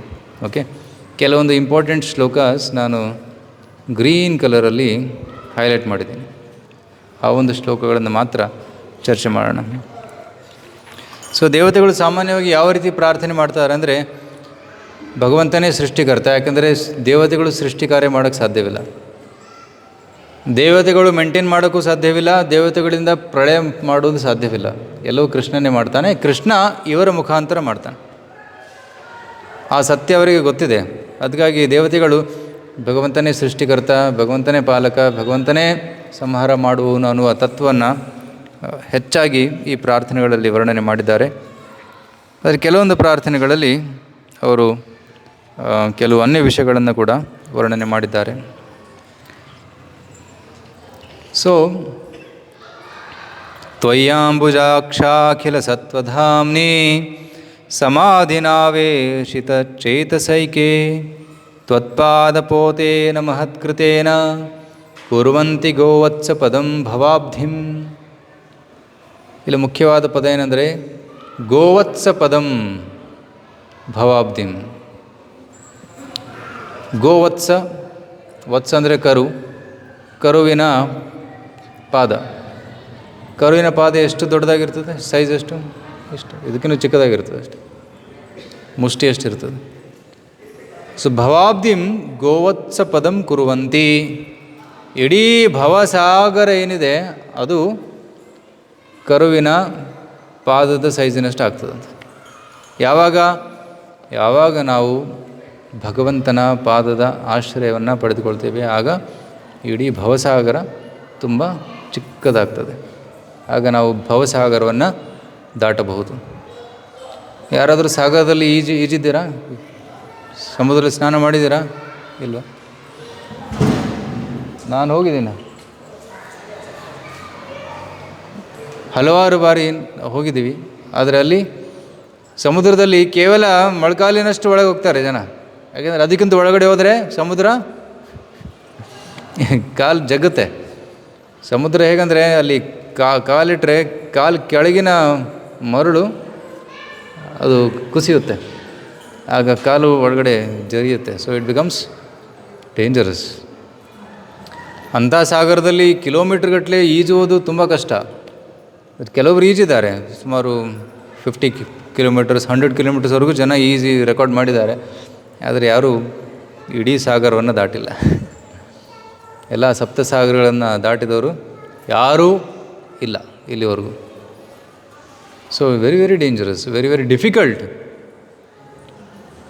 ಸೊ ಆದರೆ ಈ ಭವಸಾಗರವನ್ನು ದಾಟುವುದಕ್ಕೆ ಸರಳವಾದ ಮಾರ್ಗ ಭಗವಂತನ ಪಾದದ ಆಶ್ರಯ ಪಡೆಯುವುದು. ಭಗವಂತನ ರೂಪ ಹೇಗಿದೆ? ಅಂಬುಜಾಕ್ಷ. ಭಗವಂತನ ಕಣ್ಣೇಗಿದೆ? It's like a lotus petal, ಕಮಲದ ಹೂವಿನ ದಳದ ಥರ ಇದೆ. It's very beautiful to look at. ಅಂತಹ ಕಣ್ಣಿರುವ ಭಗವಂತನ ಪಾದದ ಆಶ್ರಯವನ್ನು ಪಡೆದುಕೊಳ್ಳಬೇಕು. ತ್ವತ್ಪಾದ ಪೋತೇನ ಮಹತ್ಕೃತೇನ. ತ್ವತ್ಪಾದ, ನಿನ್ನ ಪಾದವನ್ನು ಪೋತ ಅಂದರೆ ಡೋಣಿ, ಬೋಟ್. ಸೊ ಭಗವಂತನ ಪಾದವನ್ನು ಒಂದು ಡೋಣಿಗೆ ಹೋಲಿಸಿದ್ದಾರೆ. ಸಮುದ್ರದಲ್ಲಿ ಈಜೋದು ಕಷ್ಟ, ಆದರೆ ಒಂದು ಶಿಪ್ಪಲ್ಲಿ ಕೂತ್ಕೊಂಡ್ಬಿಟ್ರೆ ಶಿಪ್ಪಲ್ಲಿ ದಾಟ್ಬೋದು. ಅದೇ ರೀತಿ ಈ ಭವಸಾಗರವನ್ನು ದಾಟೋದಕ್ಕೆ ನಮ್ಮಿಂದ ಅಸಾಧ್ಯ. ಆದರೆ ಭಗವಂತನ ಪಾದದ ಆಶ್ರಯವನ್ನು ತಗೊಂಡ್ರೆ ತುಂಬ ಸರಳವಾಗಿ ಈಸಿಯಾಗಿ ದಾಟಬಹುದು ಅಂತ ಹೇಳಲಾಗಿದೆ. ಸೊ ಅದಕ್ಕೆ ನಾವು ಭಗವಂತನ ಪಾದದ ಆಶ್ರಯವನ್ನು ತಗೋಬೇಕು. ಹೇಗೆ ಪಡೆದುಕೊಳ್ಬೇಕು? ನವವಿಧ ಭಕ್ತಿಯಿಂದ. ಓಕೆ, ನವವಿಧ ಭಕ್ತಿ. ಸೊ ನವವಿಧ ಭಕ್ತಿ ಯಾವುವು? ಯಾರಾದರೂ ಹೇಳ್ಬೋದಾ? 9 ಪ್ರಕಾರದ ಭಕ್ತಿ ಅಂಗಗಳು ಯಾವುವು? ಹಾಂ, ಶ್ರವಣಂ, ಕೀರ್ತನಂ. ಓಕೆ, ಅದಕ್ಕೂ ಮುಂಚೆ ಸ್ಮರಣಂ. Very easy. ಶ್ರವಣಂ, ಕೀರ್ತನಂ, ಸ್ಮರಣಂ. ಓಕೆ, ಶ್ರವಣಂ, ಕೀರ್ತನಂ, ಸ್ಮರಣಂ. ಶ್ರವಣ ಕೀರ್ತನ ಮಾಡಿದರೆ ಸ್ಮರಣ ಆಗ್ತದೆ. ಓಕೆ, ದೆನ್ ದಾಸ್ಯಂ, ಸಾಖ್ಯಂ, ಅರ್ಚನಂ, ವಂದನಂ, ಆತ್ಮನಿವೇದನಂ. ಓಕೆ, ಯಾವುದೋ ಒಂದು ಮಿಸ್ ಆಯಿತಾ? ಯಾರಿಗಾದರೂ ಶ್ಲೋಕ ಗೊತ್ತಾ? ಪ್ರಹ್ಲಾದ್ ಮಹಾರಾಜ ಶ್ಲೋಕ ದಾಸ್ಯಂ. ಓಕೆ, ಸೊ ಎಲ್ಲರೂ ಹೇಳಿ ನನ್ನ ಹಿಂದೆ. ಶ್ರವಣಂ ಕೀರ್ತನಂ ವಿಷ್ಣೋ ಸ್ಮರಣಂ ಪಾದಸೇವನಂ ಅರ್ಚನಂ ವಂದನಂ ದಾಸ್ಯಂ ಸಖ್ಯಂ ಆತ್ಮನಿವೇದನಂ. ಇದು ನವವಿಧ ಭಕ್ತಿ.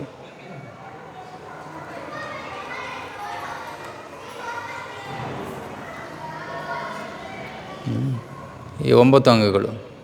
ಓಕೆ, ಶ್ರೀ ಪ್ರಹ್ಲಾದ ವಾಚ, ಪ್ರಹ್ಲಾದ್ ಮಹಾರಾಜ್ ಹೇಳಿದ್ದಾರೆ ಇದನ್ನು. ಶ್ರವಣಂ ಕೀರ್ತನಂ ಸ್ಮರಣಂ. ಯಾರ ಶ್ರವಣ ಕೀರ್ತನೆ ಸ್ಮರಣೆ? ವಿಷ್ಣು. ಎಲ್ಲರೂ ಶ್ರವಣ ಕೀರ್ತನೆ ಮಾಡ್ತಾರೆ. ಶ್ರವಣಂ ಕೀರ್ತನಂ ಕ್ರಿಕೆಟ್, ಶ್ರವಣಂ ಕೀರ್ತನಂ ಬಾಲಿವುಡ್, ಶ್ರವಣಂ ಕೀರ್ತನಂ ಗ್ರಾಮ್ಯ ಕಥಾ, ಏನೇನೋ ಕಥೆಗಳು ಕೇಳ್ತಾ ಇರ್ತಾರೆ. ಆದರೆ ವಿಷಯ ವಿಷ್ಣು ಆಗಿರಬೇಕು, ಆಗ ಭಕ್ತಿ ಆಗ್ತದೆ.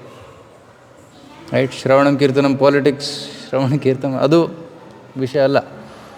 ಶ್ರವಣಂ ಕೀರ್ತನಂ ವಿಷ್ಣು. ದೆನ್ ಸ್ಮರಣಂ. ಸೊ 3 ಆಯಿತು. ಪಾದಸೇವನಂ, ಅರ್ಚನಂ, ವಂದನಂ, ದಾಸ್ಯಂ, ಸಖ್ಯಂ, ಆತ್ಮನಿವೇದನಂ. ಟೋಟಲ್ 9. ರೈಟ್? ಸೊ ಶ್ರವಣಂ ಕೀರ್ತನಂ ಸ್ಮರಣ ಎಲ್ಲರಿಗೂ ಗೊತ್ತು. ಪಾದಸೇವನೆ ಅಂದರೆ ಭಗವಂತನ ಪಾದಸೇವೆ ಮಾಡುವುದು. ಈಗ ಲಕ್ಷ್ಮೀದೇವಿ ಭಗವಂತನ ಪಾದಸೇವೆ ಮಾಡ್ತಾಳೆ. ಎಲ್ಲರಿಗೂ ಆ ಭಾಗ್ಯ ಸಿಗೋದಿಲ್ಲ, ಬಟ್ ಕೆಲವರಿಗೆ ಸಿಗ್ತದೆ. ಅರ್ಚನಂ, ಭಗವಂತನಿಗೆ ಪೂಜೆ ಸಲ್ಲಿಸುವುದು. ವಂದನಂ, ಹಾಡುವುದು, ಭಗವಂತನ ಮುಂದೆ ಪ್ರಾರ್ಥನೆಗಳನ್ನು ಸಲ್ಲಿಸುವುದು, ವಂದನಂ. ದಾಸ್ಯಂ, ದಾಸ್ಯಂ ಅಂದರೆ ಹಲವಾರು ವಿಧ ವಿಧದ ಸೇವೆಗಳನ್ನು ಸಲ್ಲಿಸುವುದು. ಮಂದಿರ ಮಾರ್ಜನ ಮಾಡುವುದು, ಪ್ರಸಾದ ವಿತರಣೆ ಮಾಡುವುದು, ದಾಸ್ಯ ಭಾವದಲ್ಲಿ ಎಲ್ಲ ಸೇವೆಯನ್ನು ಮಾಡುವುದು, ಡೂಯಿಂಗ್ ಸರ್ವಿಸ್. ಸಖ್ಯಂ, ಭಗವಂತನ ಸ್ನೇಹಿತನಾಗುವುದು. ಆತ್ಮನಿವೇದನಂ, ಸರ್ವಸ್ವವನ್ನು ಭಗವಂತನಿಗೆ ಸಮರ್ಪಣೆ ಮಾಡುವುದು. ಎವ್ರಿಥಿಂಗ್, ತನ್ ಮನ್ ಧನ್, ಎವ್ರಿಥಿಂಗ್, ತನು ಮನ ಧನ ಎಲ್ಲವನ್ನು ಭಗವಂತನಿಗೆ ಸಮರ್ಪಣೆಯನ್ನು ಮಾಡುವುದು ಅಲ್ಟಿಮೇಟ್. ಸೊ ಈ ರೀತಿ 9 ವಿಧದ ಭಕ್ತಿಗಳಿವೆ. ಈ 9 ವಿಧದ ಭಕ್ತಿ ಅಂಗಗಳನ್ನು ಪ್ರಾಕ್ಟೀಸ್ ಮಾಡೋದರಿಂದ ನಾವು ಭಗವಂತನ ಪಾದಾಶ್ರಯವನ್ನು ಪಡೆದುಕೊಳ್ಳಬಹುದು. ಆಗ ಭವಸಾಗರವನ್ನು ದಾಟುವುದು ಸಾಧ್ಯ. ಇತಿ ಪುಂಸಾರ್ಪಿತ ವಿಷ್ಣು ಭಕ್ತಿಶ್ಚೇ ನವಲಕ್ಷಣ ಕ್ರಿಯೇತ ಭಗವತಿ ಅದ್ಧ ತನ್ಮನ್ಯೇ ಅಧೀತಂ ಉತ್ತಮಂ. ಪ್ರಹ್ಲಾದ್ ಮಹಾರಾಜ್ ಹೇಳ್ತಾನೆ, ತಂದೆ, ನಾನು ಶಾಲೆಯಲ್ಲಿ ಕಲಿತಿದ್ದೇನೆಂದರೆ ಈ 9 ವಿಧದ ಕಾರ್ಯಗಳನ್ನು ನಾವು ನೇರವಾಗಿ ಭಗವಂತನಿಗೆ ಸಮರ್ಪಿಸಬೇಕು ಅಂತ ಹೇಳ್ತಾ ಇದ್ದಾನೆ. ಇದನ್ನು ಕೇಳಿ ಹಿರಣ್ಯಕಶಿಪಿಗೆ ಸಂತೋಷ ಆಯಿತಾ? ಚೆನ್ನಾಗಿ ಪಾಠ ಕಲಿತಿದೆಯಾ ಮಗ ಅಂತ ಹೇಳಿ. ಇಲ್ಲ. ಯಾರು ಕಲಿಸಿದ್ರು ನಿನಗೆ ಇದನ್ನು? ಯಾರೋ ದುಷ್ಟರು ಬಂದು ನಿನ್ನ ತಲೆ ಕೆಡಿಸ್ತಾ ಇದ್ದಾರೆ. ವಿಷ್ಣು ಭಕ್ತರು ಬಂದು ಶಾಲೆಯಲ್ಲಿ ನಿನ್ನ ತಲೆ ಕೆಡಿಸ್ತಾ ಇದ್ದಾರೆ ಅಂತ, ಸೆಕ್ಯೂರಿಟಿ ಟೈಟ್ ಮಾಡಿ ಅಂತ ಹೇಳಿದರು. ಸೊ ಅಸುರರಿಗೆ ಭಕ್ತಿ ಸೇವೆ ಹಿಡಿಸೋದಿಲ್ಲ, ಆದರೆ ಭಕ್ತರಿಗೆ ಭಕ್ತಿ ಸೇವೆ ಮಾಡುವ ಆಸೆ ಇರ್ತದೆ. So they have taste for ಭಕ್ತಿ. ಸೊ ಕೆಲವೊಮ್ಮೆ ಭಕ್ತಿ ಸೇವೆ ಮಾಡುವುದು ಕೂಡ ಕಷ್ಟ ಆಗ್ಬೋದು, ಯಾಕೆಂದರೆ ಅರ್ಹತೆ ಇರಲಿಕ್ಕಿಲ್ಲ. ಕೆಲವೊಮ್ಮೆ ನಮಗೆ ಅರ್ಹತೆ, like always chanting Hare Krishna possible? ಸತತಂ ಕೀರ್ತಯಂತಮ್ಮ 24 ಗಂಟೆ ಜಪ ಮಾಡೋ ಸಾಧ್ಯತೆ ಇದೆಯಾ?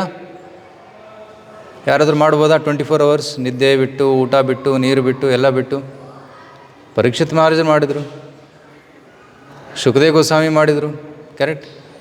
7 ದಿವಸ 7 ರಾತ್ರಿ ಕಂಟಿನ್ಯೂಸ್ ಆಗಿ ವಾಟರ್ ಬ್ರೇಕು ತಗೊಳ್ಳಿಲ್ಲ.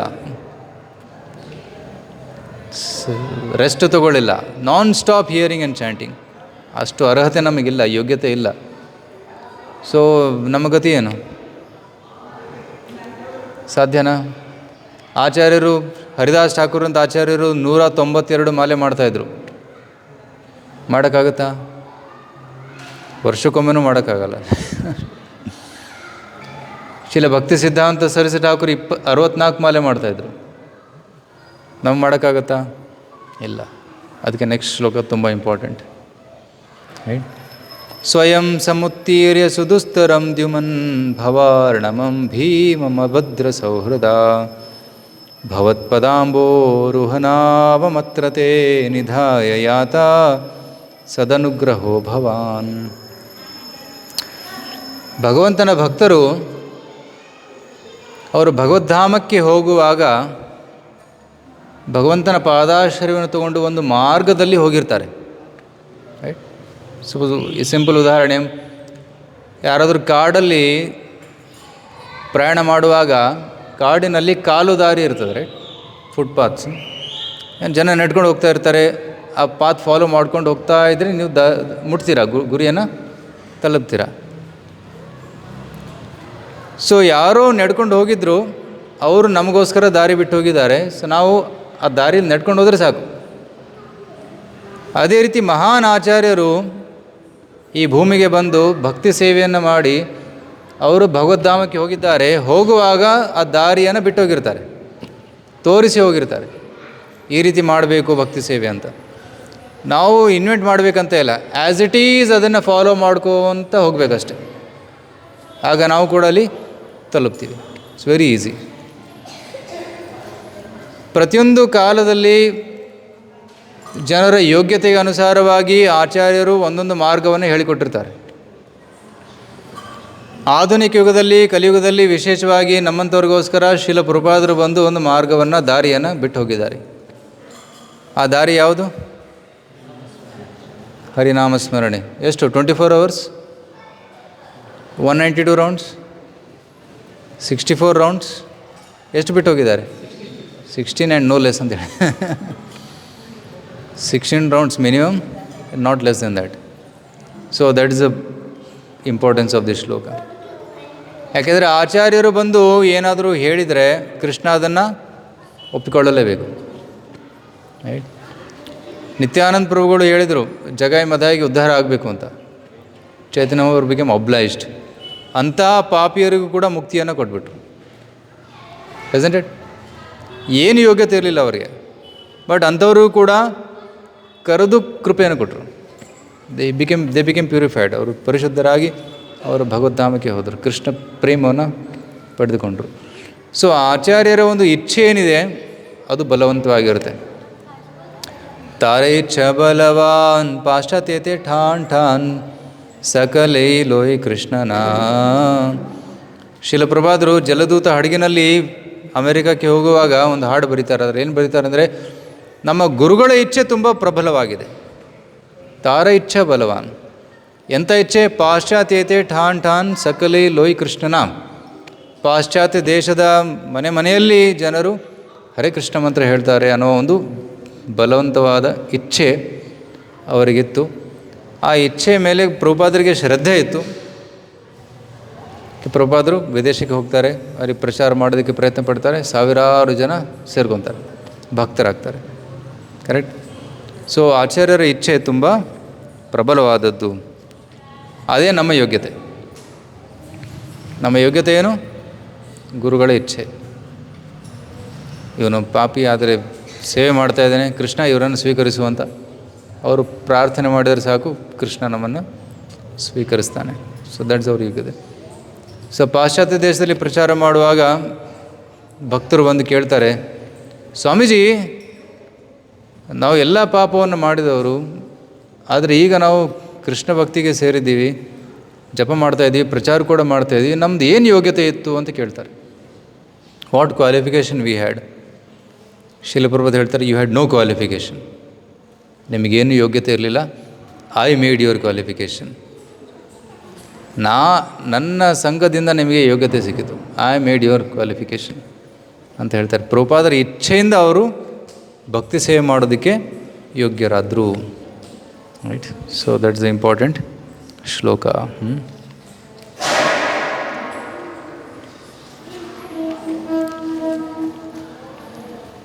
ಓಕೆ, ಇದು 32ನೇ ಶ್ಲೋಕ. ಇದು ತುಂಬ ಸುಂದರವಾಗಿದೆ. ದಯವಿಟ್ಟು ನನ್ನಿಂದ ಹೇಳಿ. ಏನ್ಯೇ ಅರವಿಂದಾಕ್ಷ ವಿಮುಕ್ತಮಾನಿನಾಸ್, ಏನ್ಯೇ ಅರವಿಂದಾಕ್ಷ ವಿಮುಕ್ತಮಾನಿನಸ್ ತ್ವಯ್ಯಸ್ತಭಾವಾದ್ ಅವಿಶುದ್ಧಬುದ್ಧಯಃ, ತ್ವಯ್ಯಸ್ತಭಾವಾದ್ ಅವಿಶುದ್ಧಬುದ್ಧಯಃ ಆರುಹ್ಯ ಕೃಚ್ಛ್ರೇಣ ಪರಂ ಪದಂ ತತಃ ಪತಂತ್ಯಧೋ ನಾದೃತ ಯುಷ್ಮದಾಂಗ್ರಯಃ. ಇಲ್ಲಿ ಏನು ಹೇಳ್ತಾರೆ ಅಂದರೆ, ಹೇ ಅರವಿಂದಾಕ್ಷ, ಹೇ ಕೃಷ್ಣ, ಕೆಲವರು ತಮ್ಮನ್ನು ತಾವು ಮುಕ್ತರು ಅಂತ ತಿಳ್ಕೊತಾರೆ.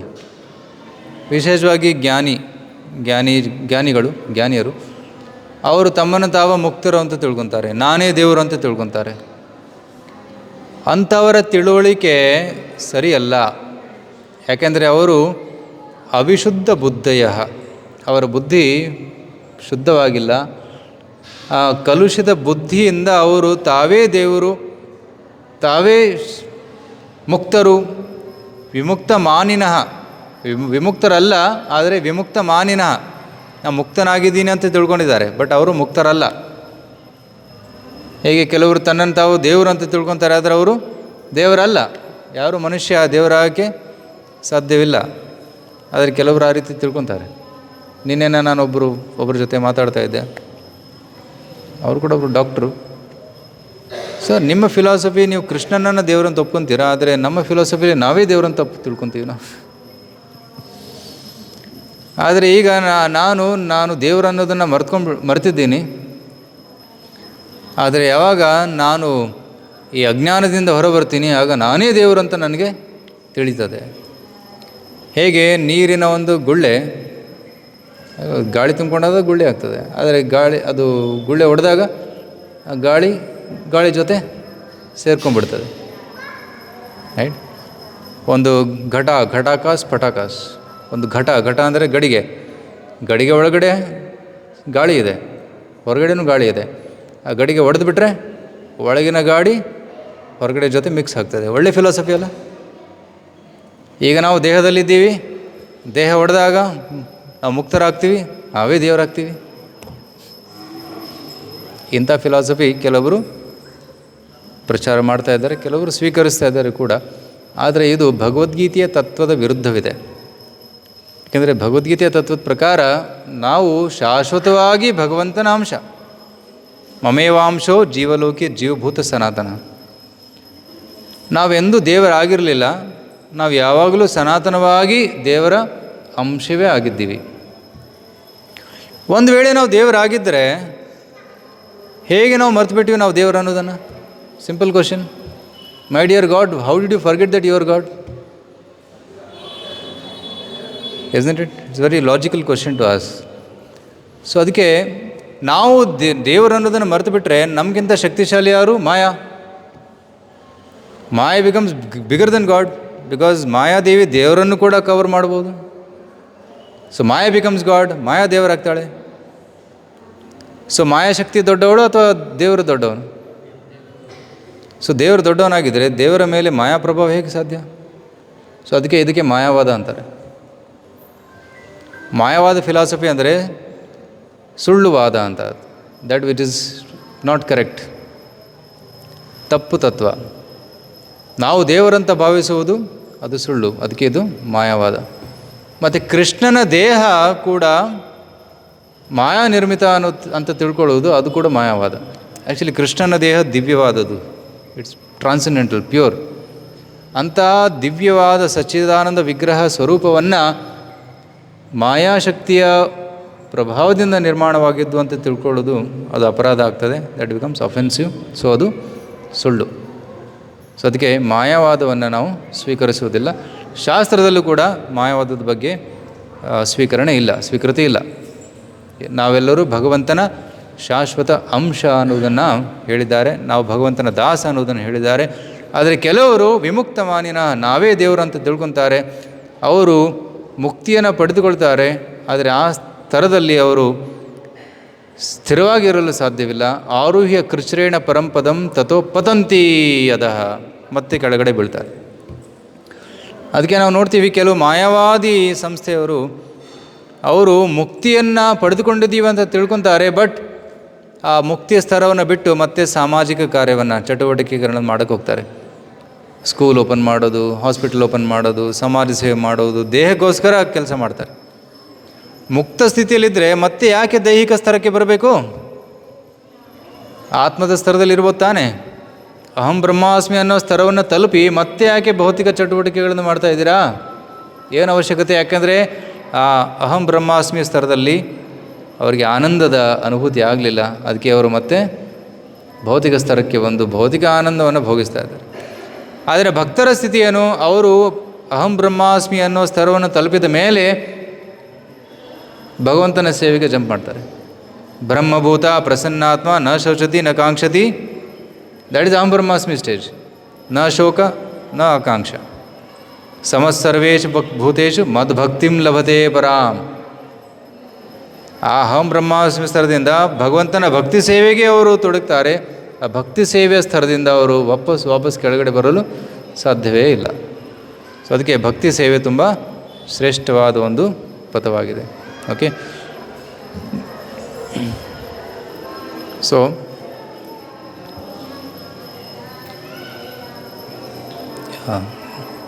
ಇನ್ನೊಂದು 2 ಶ್ಲೋಕಗಳನ್ನು ತಗೊಳ್ಳೋಣ.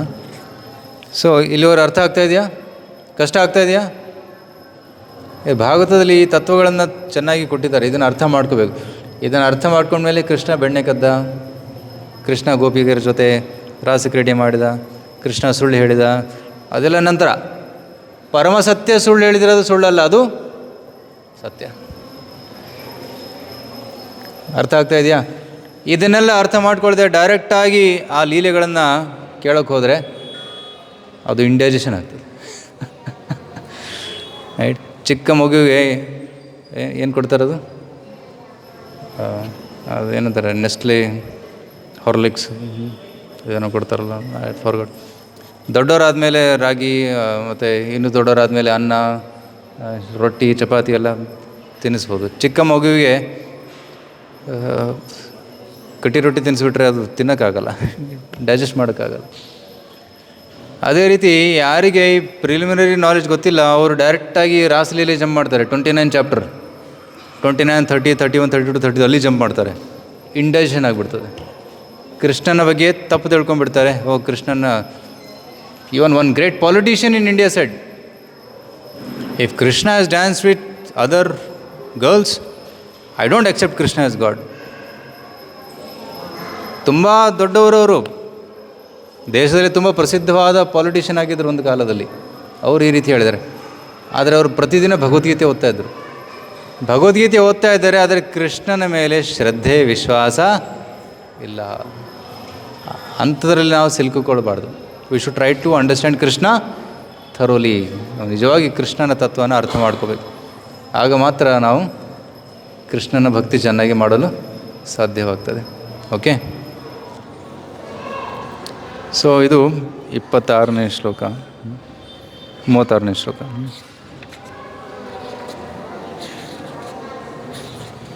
ಪೂರ್ವದ ನೋಡಿ, ಒಂದೊಂದು ಶ್ಲೋಕಕ್ಕೆ 4 ಪೇಜ್ ಬರಿತಾ ಇದ್ದಾರೆ. ಎಕ್ಸ್ಪ್ಲನೇಷನ್, ಭಾವಾರ್ಥ 4 ಪೇಜ್ ಬರಿತಾ ಇದ್ದಾರೆ. ಅಷ್ಟು ಇಂಪಾರ್ಟೆಂಟ್ ಇದೆ. ಕರೆಕ್ಟ್? ನನಾಮ ರೂಪೇ ಗುಣಜನ್ಮ ಕರ್ಮಭಿ ನಿರೂಪಿತವ್ಯೇ ತವ ತಸ್ಯ ಸಾಕ್ಷಿಣಃ ಮನೋವಚೋಭ್ಯಾಂ ಅನುಮೇಯವರ್ತ್ಮನೋ ದೇವಕ್ರಿಯಾಯಾಂ ಪ್ರತಿಯಾಂತ್ಯಥಾಪಿ. Oh Lord, your transcendental name and form are not ascertained by those who merely speculate on the path of imagination. Your name form attributes are can be ascertained only through devotional service. ಹೇ ಭಗವಂತ, ನಿನ್ನ ನಾಮ ರೂಪ ಗುಣ ಕರ್ಮ ಜನ್ಮ ಇದನ್ನೆಲ್ಲ ಕೇವಲ ಊಹೆಯಿಂದ ಊಹಾತ್ಮಕ ಜ್ಞಾನದಿಂದ ಅರ್ಥ ಮಾಡಿಕೊಳ್ಳಲು ಸಾಧ್ಯವಿಲ್ಲ. ಕೆಲವೊಬ್ಬರು ಯೂನಿವರ್ಸಿಟಿಯಲ್ಲಿ ಕೂತ್ಕೊಂಡು ಭಾಗವತಂ ಭಗವದ್ಗೀತೆ ಇಟ್ಕೊಂಡು PhD ಮಾಡ್ತಾ ಇದ್ದಾರೆ. ಒಂದು ಕೈಯಲ್ಲಿ ಸಿಗರೇಟ್, ಇನ್ನೊಂದು ಕೈಯಲ್ಲಿ ಭಗವದ್ಗೀತೆ ಇಟ್ಕೊಂಡಿರ್ತಾರೆ. ಏನು ಅರ್ಥ ಆಗ್ತದೆ ಅವ್ರಿಗೆ? ಏನು ಅರ್ಥ ಆಗೋದಿಲ್ಲ. PhD ಮಾಡ್ತಾರೆ, ಪಾಸ್ ಆಗ್ತಾರೆ, ಬಟ್ ಭಗವದ್ಗೀತೆಯ ಒಂದು ಲೇಷ ಕೂಡ ಅರ್ಥ ಆಗೋದಿಲ್ಲ. ಶಿಲಪ್ರಭುಪಾದ ಲೆಕ್ಚರ್ ಕೇಳ್ತಾ ಇದ್ದೆ ನಾನು. ಪ್ರಭುಪಾದರು ಹೇಳ್ತಾ ಇದ್ದಾರೆ 1975 ಹೇಳ್ತಾ ಇದ್ದಾರೆ, ಮಾರ್ಕೆಟಲ್ಲಿ 540 ಭಗವದ್ಗೀತೆಗಳಿದೆ. 540 ಭಗವದ್ಗೀತಾ ಸರ್ದೇರ್. ಆದರೆ ಇದನ್ನೆಲ್ಲ ಓದಿ ಒಬ್ಬನೂ ಕೂಡ ಇಲ್ಲಿವರೆಗೂ ಕೃಷ್ಣ ಭಕ್ತನಾಗಲಿಲ್ಲ. ಆದರೆ ನಾವು ಬರೆದಂತಹ ಭಗವದ್ಗೀತೆ ಯಥಾರೂಪವನ್ನು ಓದಿ ಸಾವಿರಾರು ಜನ ಕೃಷ್ಣ ಆಗ್ತಾ ಇದ್ದಾರೆ. ಅದಕ್ಕಾಗಿ ಭಗವದ್ಗೀತೆಯನ್ನು ಯಥಾರೂಪವಾಗಿ ನಾವು ಪ್ರಸ್ತಾವನೆ ಮಾಡಿದರೆ, ಪ್ರೀಚ್ ಮಾಡಿದರೆ ಜನರು ಭಕ್ತರಾಗ್ತಾರೆ. ಊಹಾತ್ಮಕ ಜ್ಞಾನವನ್ನು ಹೇಳಿದರೆ ಯಾವುದೇ ಪ್ರಭಾವ ಇರುವುದಿಲ್ಲ. ಅದೇ ರೀತಿ ಊಹೆಯಿಂದ, ಕೇವಲ ಸ್ಪೆಕ್ಯುಲೇಷನಿಂದ ಭಗವಂತನ ಲೀಲೆಗಳನ್ನು ಅರ್ಥ ಮಾಡಿಕೊಳ್ಳೋದು ಅಸಾಧ್ಯ. ಆದರೆ ಭಕ್ತಿ ಸೇವೆಯಿಂದ ಮಾತ್ರ, ಭಕ್ತಿ ಸೇವೆಯಿಂದ ಕ್ರಿಯಾಯಾಂ ಪ್ರತಿಯಾಂತಿ ಅಥಾಪಿ ಹಿ, ಭಕ್ತಿ ಸೇವೆ ಕ್ರಿಯೆಗಳಿಂದ ಮಾತ್ರ ನಿನ್ನನ್ನು ಅರ್ಥ ಮಾಡಿಕೊಳ್ಳಬಹುದು. ಮೊದಲನೇದಾಗಿ ಭಕ್ತಿ ಸೇವೆ ಪ್ರಥಮ ಅಂಗ ಅಂದರೆ ನಾಮಜಪ. ಅತ ಶ್ರೀಕೃಷ್ಣ ನಾಮಾದಿ ನ ಭವೇದ ಗ್ರಾಹ್ಯಮಿಂದ್ರೇ. ಪದ್ಮಪುರಾಣದಲ್ಲಿ ಶ್ಲೋಕ ಇದೆ. ಅದರಲ್ಲಿ ಏನು ಹೇಳ್ತಾರೆ ಅಂದರೆ, ಭಗವಂತನ ನಾಮರೂಪ ಗುಣ ಲೀಲೆಯನ್ನು ಕೇವಲ ಅರ್ಥ ಮಾಡ್ಕೊಳ್ಳಲು ಸಾಧ್ಯವಿಲ್ಲ ಯಾವಾಗ ನಾವು ನಾಲಿಗೆಯಿಂದ ಭಗವಂತನ ಸೇವೆ ಮಾಡ್ತೀವಿ. ರೈಟ್? ನಾಲಿಗೆಯಿಂದ ಭಗವಂತನ ಸೇವೆ ಮಾಡಿದಾಗ ಸೇವನ್ ಮುಖೇ ಜಿಹ್ವಾದೌ, ಜಿಹ್ವಾ ಅಂದರೆ ನಾಲಿಗೆ, ನಾಲಿಗೆಯಿಂದ ಸೇವೆಯನ್ನು ಪ್ರಾರಂಭ ಮಾಡಬೇಕು. ಆಗ ನಾವು ಭಗವಂತನನ್ನು ಅರ್ಥ ಮಾಡಿಕೊಳ್ಳಲು ಸಾಧ್ಯ. ಸೊ ನಾಲಿಗೆಯಿಂದ 2 ಸೇವೆಯನ್ನು ನಾವು ಮಾಡ್ಬೋದು. ಯಾವ ಸೇವೆಗಳು? First service is prasad first. Okay, ಆಯ್ತು, ಪ್ರಸಾದ ಫಸ್ಟ್. ಪ್ರಸಾದ ತೊಗೋಬೇಕು. ಕೇವಲ ಪ್ರಸಾದವನ್ನು ತೊಗೋಬೇಕು, ಮತ್ತೇನು ತೊಗೋಬಾರ್ದು. Yes Prabhuji, only prasadam and nothing else. ಯಾವುದೇ ಹೋಟೆಲಲ್ಲಿ ತಿನ್ನೋಂಗಿಲ್ಲ, ಯಾವುದೇ ಮಾಲಲ್ಲಿ ಚಾಕ್ಲೇಟು ಗಿಕ್ಲೇಟು ಏನೂ ಇಲ್ಲ. ಓನ್ಲಿ ಪ್ರಸಾದ ಮಾತ್ರ ಕೊಡಬೇಕು. ಅದು service, complete service of tongue. ಎರಡನೇ ಸರ್ವಿಸು ನಾಮಸ್ಮರಣೆ ಅಲ್ಲ, ನಾಮೋಚ್ಚಾರಣೆ. ಹರೇ ಕೃಷ್ಣ ಕೃಷ್ಣ ಕೃಷ್ಣ ಹರೇ ಹರೇ, ಹರೇ ರಾಮ ರಾಮ ರಾಮ ಹರೇ ಹರೇ. ಸೊ ಪ್ರಸಾದ ಸೇವನೆ ಮಾಡುವುದು, ನಾಮೋಚ್ಚಾರಣೆ ಮಾಡುವುದು. So by these 2 services tongue becomes purified. Then ನಾವು ಭಕ್ತಿ ಸೇವೆಯಲ್ಲಿ ಪ್ರಗತಿಯನ್ನು ಹೊಂದಲು ಸಾಧ್ಯ. ನಾಮದಿಂದ ರೂಪ ಅರ್ಥ ಮಾಡಿಕೊಳ್ಬೋದು, ರೂಪದಿಂದ ಭಗವಂತನ ಗುಣ, ನಂತರ ಲೀಲೆ. ರೈಟ್? ತನ್ನಾಮ ರೂಪ ಚರಿತಾದಿ ಸುಕೀರ್ತನಾನು ಸ್ಮೃತ್ಯೋ ಕ್ರಮೇಣ ರಸನ ಮನಸ್ಸಿ ನಿಯೋಜ್ಯ. ರೈಟ್? ಭಗವಂತನ ನಾಮೋಚ್ಚಾರಣೆ ಮಾಡೋದ್ರಿಂದ ಭಗವಂತನ ರೂಪ ಗೊತ್ತಾಗ್ತದೆ. ದೆನ್ ಗುಣಗಳು, ನಂತರ ಲೀಲೆಗಳು. ನಾಮ ಒಂದು ಬೀಜ ಇದ್ದಂಗೆ, ಅದಕ್ಕೆ ಬೀಜ ಮಂತ್ರ ಅಂತ ಕರೀತಾರಲ್ಲ. ಬೀಜವನ್ನು ಬಿತ್ತಿದರೆ ಗಿಡ ಬೆಳೆಯುತ್ತೆ, ದೊಡ್ಡದಾಗ್ತದೆ, ಹಣ್ಣು ಹೂವು ಎಲ್ಲ ಕೊಡ್ತದೆ. ರೈಟ್? ಅದೇ ರೀತಿ ನಾಮ ಒಂದು ಬೀಜ. ಹರೇ ಕೃಷ್ಣ ಕೃಷ್ಣ ಕೃಷ್ಣ ಹರೇ ಹರೇ, ಹರೇ ರಾಮ್ ರಾಮ್ ರಾಮ್ ಹರೇ ಹರೇ.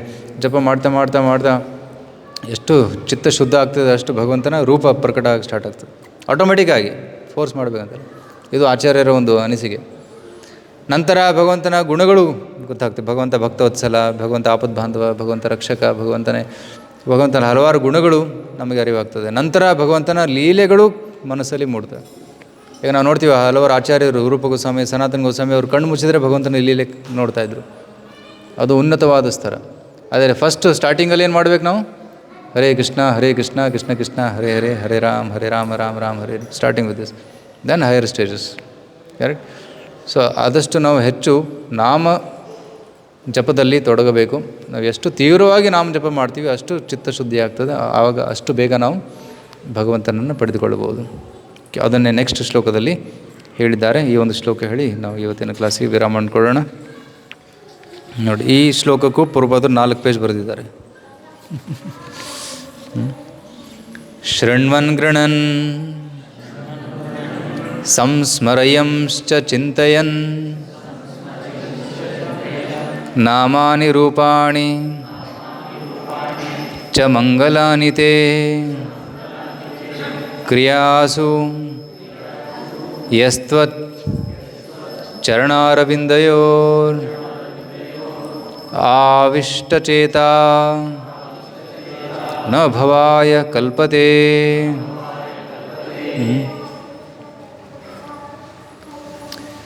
ಸೊ ಯಾರು ನಿಮ್ಮ ನಾಮ ರೂಪ ಇತ್ಯಾದಿಯ ಶ್ರವಣ, ಗೃಣನ್ ಅಂದರೆ ಉಚ್ಚಾರಣ, ಸಂಸ್ಮರಣ, ಚಿಂತನ, 4 ಕಾರ್ಯಗಳು ಏನು? ಶ್ರವಣ, ನಾಮೋಚ್ಚಾರಣ, ಸಂಸ್ಮರಣ ಮತ್ತು ಚಿಂತನ. ಯಾವುದರಲ್ಲಿ? ನಾಮ ಮತ್ತು ರೂಪದಲ್ಲಿ. ಚ ಮಂಗಳಾನಿತೆ. ಯಾರು ಈ ಕ್ರಿಯೆಯಲ್ಲಿ ವ್ಯಸ್ತರಾಗಿದ್ದಾರೆ, ಯಸ್ತ್ವಚ್ಚರಣಾರವಿಂದಯೋ ಆವೇಷ್ಟಚೇತ. ಆವೇಷ್ಟಚೇತ, ಅವರ ಮನಸ್ಸು ಕಂಪ್ಲೀಟಾಗಿ ಭಗವಂತನಲ್ಲಿ ತೊಡಗಿದೆ. ನ ಭವಾಯ ಕಲ್ಪತೆ. ಭವಾಯ ಅಂದರೆ ಮಟೀರಿಯಲ್ ವರ್ಲ್ಡ್, ರೈಟ್? ನ ಭವಾಯ. ಅವರು ಮಟೀರಿಯಲ್ ಪ್ಲ್ಯಾಟ್ಫಾರ್ಮಲ್ಲಿಲ್ಲ, ಅವರು ಯಾವಾಗಲೂ ಟ್ರಾನ್ಸೆಂಡೆಂಟಲ್ ಪ್ಲ್ಯಾಟ್ಫಾರ್ಮ್, ಸ್ಪಿರಿಚುವಲ್ ಪ್ಲ್ಯಾಟ್ಫಾರ್ಮಲ್ಲಿ ಅವರು ಇರ್ತಾರೆ. ಅವರು ಮಟೀರಿಯಲ್ ಪ್ಲ್ಯಾಟ್ಫಾರ್ಮಲ್ಲಿ ಇರೋದಿಲ್ಲ ಅಂತ ಹೇಳಿದ್ದಾರೆ. ಅದಕ್ಕೆ ಯಾವಾಗ ನೀವು ಭಾಗವತಂ ಕ್ಲಾಸಿಗೆ ಬಂದು ಕೂತ್ಕೊತೀರಿ, ಯುವರ್ ಆನ್ ಸ್ಪಿರಿಚುವಲ್ ಪ್ಲ್ಯಾಟ್ಫಾರ್ಮ್. ಎಲ್ಲಿವರೆಗೂ ನೀವು ಭಗವಂತನ ಸೇವೆಯಲ್ಲಿ ತೊಡಗಿದ್ದೀರಿ, ಯುವರ್ ಆನ್ ಸ್ಪಿರಿಚುವಲ್ ಪ್ಲ್ಯಾಟ್ಫಾರ್ಮ್. ಆದರೆ ಇದನ್ನು ಮುಗಿಸಿದ ತಕ್ಷಣ ಬೇರೆ ಕೆಲಸದಲ್ಲಿ ತೊಡಗಿದರೆ ಮಟೀರಿಯಲ್ ಪ್ಲ್ಯಾಟ್ಫಾರ್ಮ್. ಆದರೆ ಬೇರೆ ಕೆಲಸ ಮಾಡುವಾಗ ಕೂಡ ನಿಮ್ಮ ಚಿಂತನೆ ಕೃಷ್ಣನ ಚಿಂತನೆ ಆಗಿದರೆ ಸ್ಪಿರಿಚುವಲ್ ಪ್ಲ್ಯಾಟ್ಫಾರ್ಮ್. ಸೊ ಈ ರೀತಿ ಯಾವಾಗಲೂ ಅತಿ ಶುದ್ಧ ಭಕ್ತರು ಯಾರಿದ್ದಾರೆ, ಅವರು ಯಾವಾಗಲೂ ಕೃಷ್ಣನ ಚಿಂತನೆ ತೊಡಗಿರ್ತಾರೆ. ಸೊ ಯಾವಾಗಲೂ ಅವರು ಉನ್ನತ ಸ್ತರದಲ್ಲಿರ್ತಾರೆ. They don't come to material platform.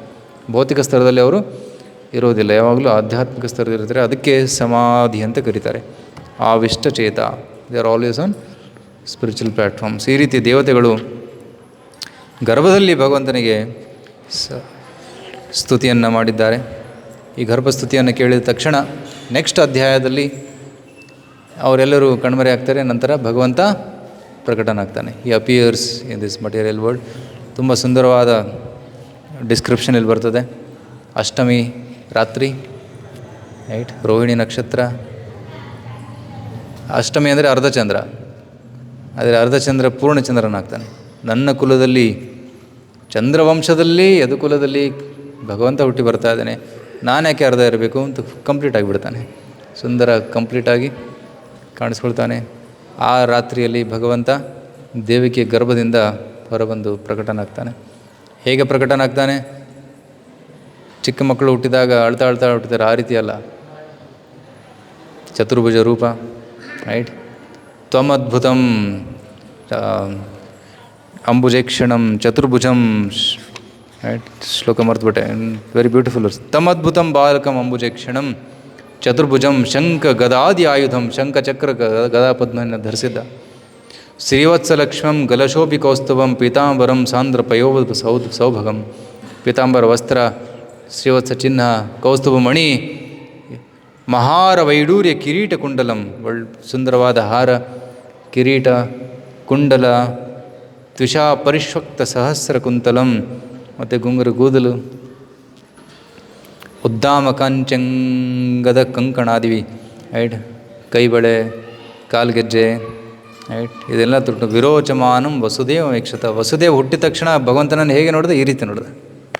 So ಕೃಷ್ಣನ ಜನ್ಮ ಸಾಧಾರಣ ಜನ್ಮನ, ಅದ್ಭುತವಾದ ಜನ್ಮ, ದಿವ್ಯ ಜನ್ಮ. ಸೊ ಅದಕ್ಕೆ ಕೃಷ್ಣನ ದಿವ್ಯತ್ವವನ್ನು ನಾವು ಅರ್ಥ ಮಾಡ್ಕೋಬೇಕು. ನಂತರ ಕೃಷ್ಣನ ಲೀಲೆಯನ್ನು ಅರ್ಥ ಮಾಡ್ಕೋಬೋದು. ಇದು ಅರ್ಥ ಆಗಲಿಲ್ಲ ಅಂದರೆ ಮುಂದಿಂದು ಎಲ್ಲ ಇಂಡೈಜೆಷನ್ ಆಗ್ತದೆ, ಅರ್ಥ ಆಗುತ್ತೆ, ತಪ್ಪು ತಿಳ್ಕೊಳ್ಳುವ ಸಾಧ್ಯತೆ ಇರ್ತದೆ. So we should try to hear this ತತ್ವತಃ. ಅದಕ್ಕೆ ಸೀಕ್ವೆನ್ಸ್ ಆಗಿ ಹೋಗಬೇಕು, ಜಂಪ್ ಮಾಡೋದಕ್ಕೆ ಹೋಗಬಾರ್ದು. ಓಕೆ? ಹರೇ ಕೃಷ್ಣ. ಶ್ರೀಮದ್ ಭಾಗವತ್ ಮಹಾಪುರಾಣ ಕೀ ಜೈ. ಶ್ರೀಕೃಷ್ಣ ಜನ್ಮಾಷ್ಟಮಿ ಮಹಾಮಹೋತ್ಸವ ಕೀ ಜೈ. ಜಗದ್ಗುರು ಶಿಲ ಪ್ರಭುಪಾದ್ ಕೀ ಜೈ. ಹರೇ ಕೃಷ್ಣ. ಸೊ 16ನೇ ತಾರೀಕು ಶ್ರೀಕೃಷ್ಣ ಜನ್ಮಾಷ್ಟಮಿ. ಸೊ ತಾವೆಲ್ಲರೂ ಇಡೀ ದಿನ ಇಲ್ಲೇ ಇರಬೇಕು. ಇಡೀ ದಿನ ಶ್ರವಣ, ಕೀರ್ತನೆ, ಸೇವೆ ಇದರಲ್ಲಿ ತೊಡಗಿ. ಮತ್ತು ಆದಷ್ಟು ಇದರ ಬಗ್ಗೆ ಹೇಳಿ ಜನರಿಗೆ, ಎಷ್ಟು ಜನರಿಗೆ ಆಗುತ್ತೋ ಜನರಿಗೆ ಹೇಳಿ. ಅವರನ್ನು ಕೂಡ ಸೇವೆಯಲ್ಲಿ ತೊಡಗಿಸಿ, ಅವರೂ ಕೂಡ ಕರ್ಕೊಂಬನ್ನಿ, ಕುಟುಂಬ ಸಹಿತ ಅವರನ್ನು ಕೂಡ ಕೃಷ್ಣ ಭಕ್ತರಾಗಿ ಮಾಡಿ. Okay, then that will be the greatest service. ಅದೇ ಅತಿ ಉತ್ತಮವಾದ ಸೇವೆ. ಓಕೆ, ಹರೇ ಕೃಷ್ಣ.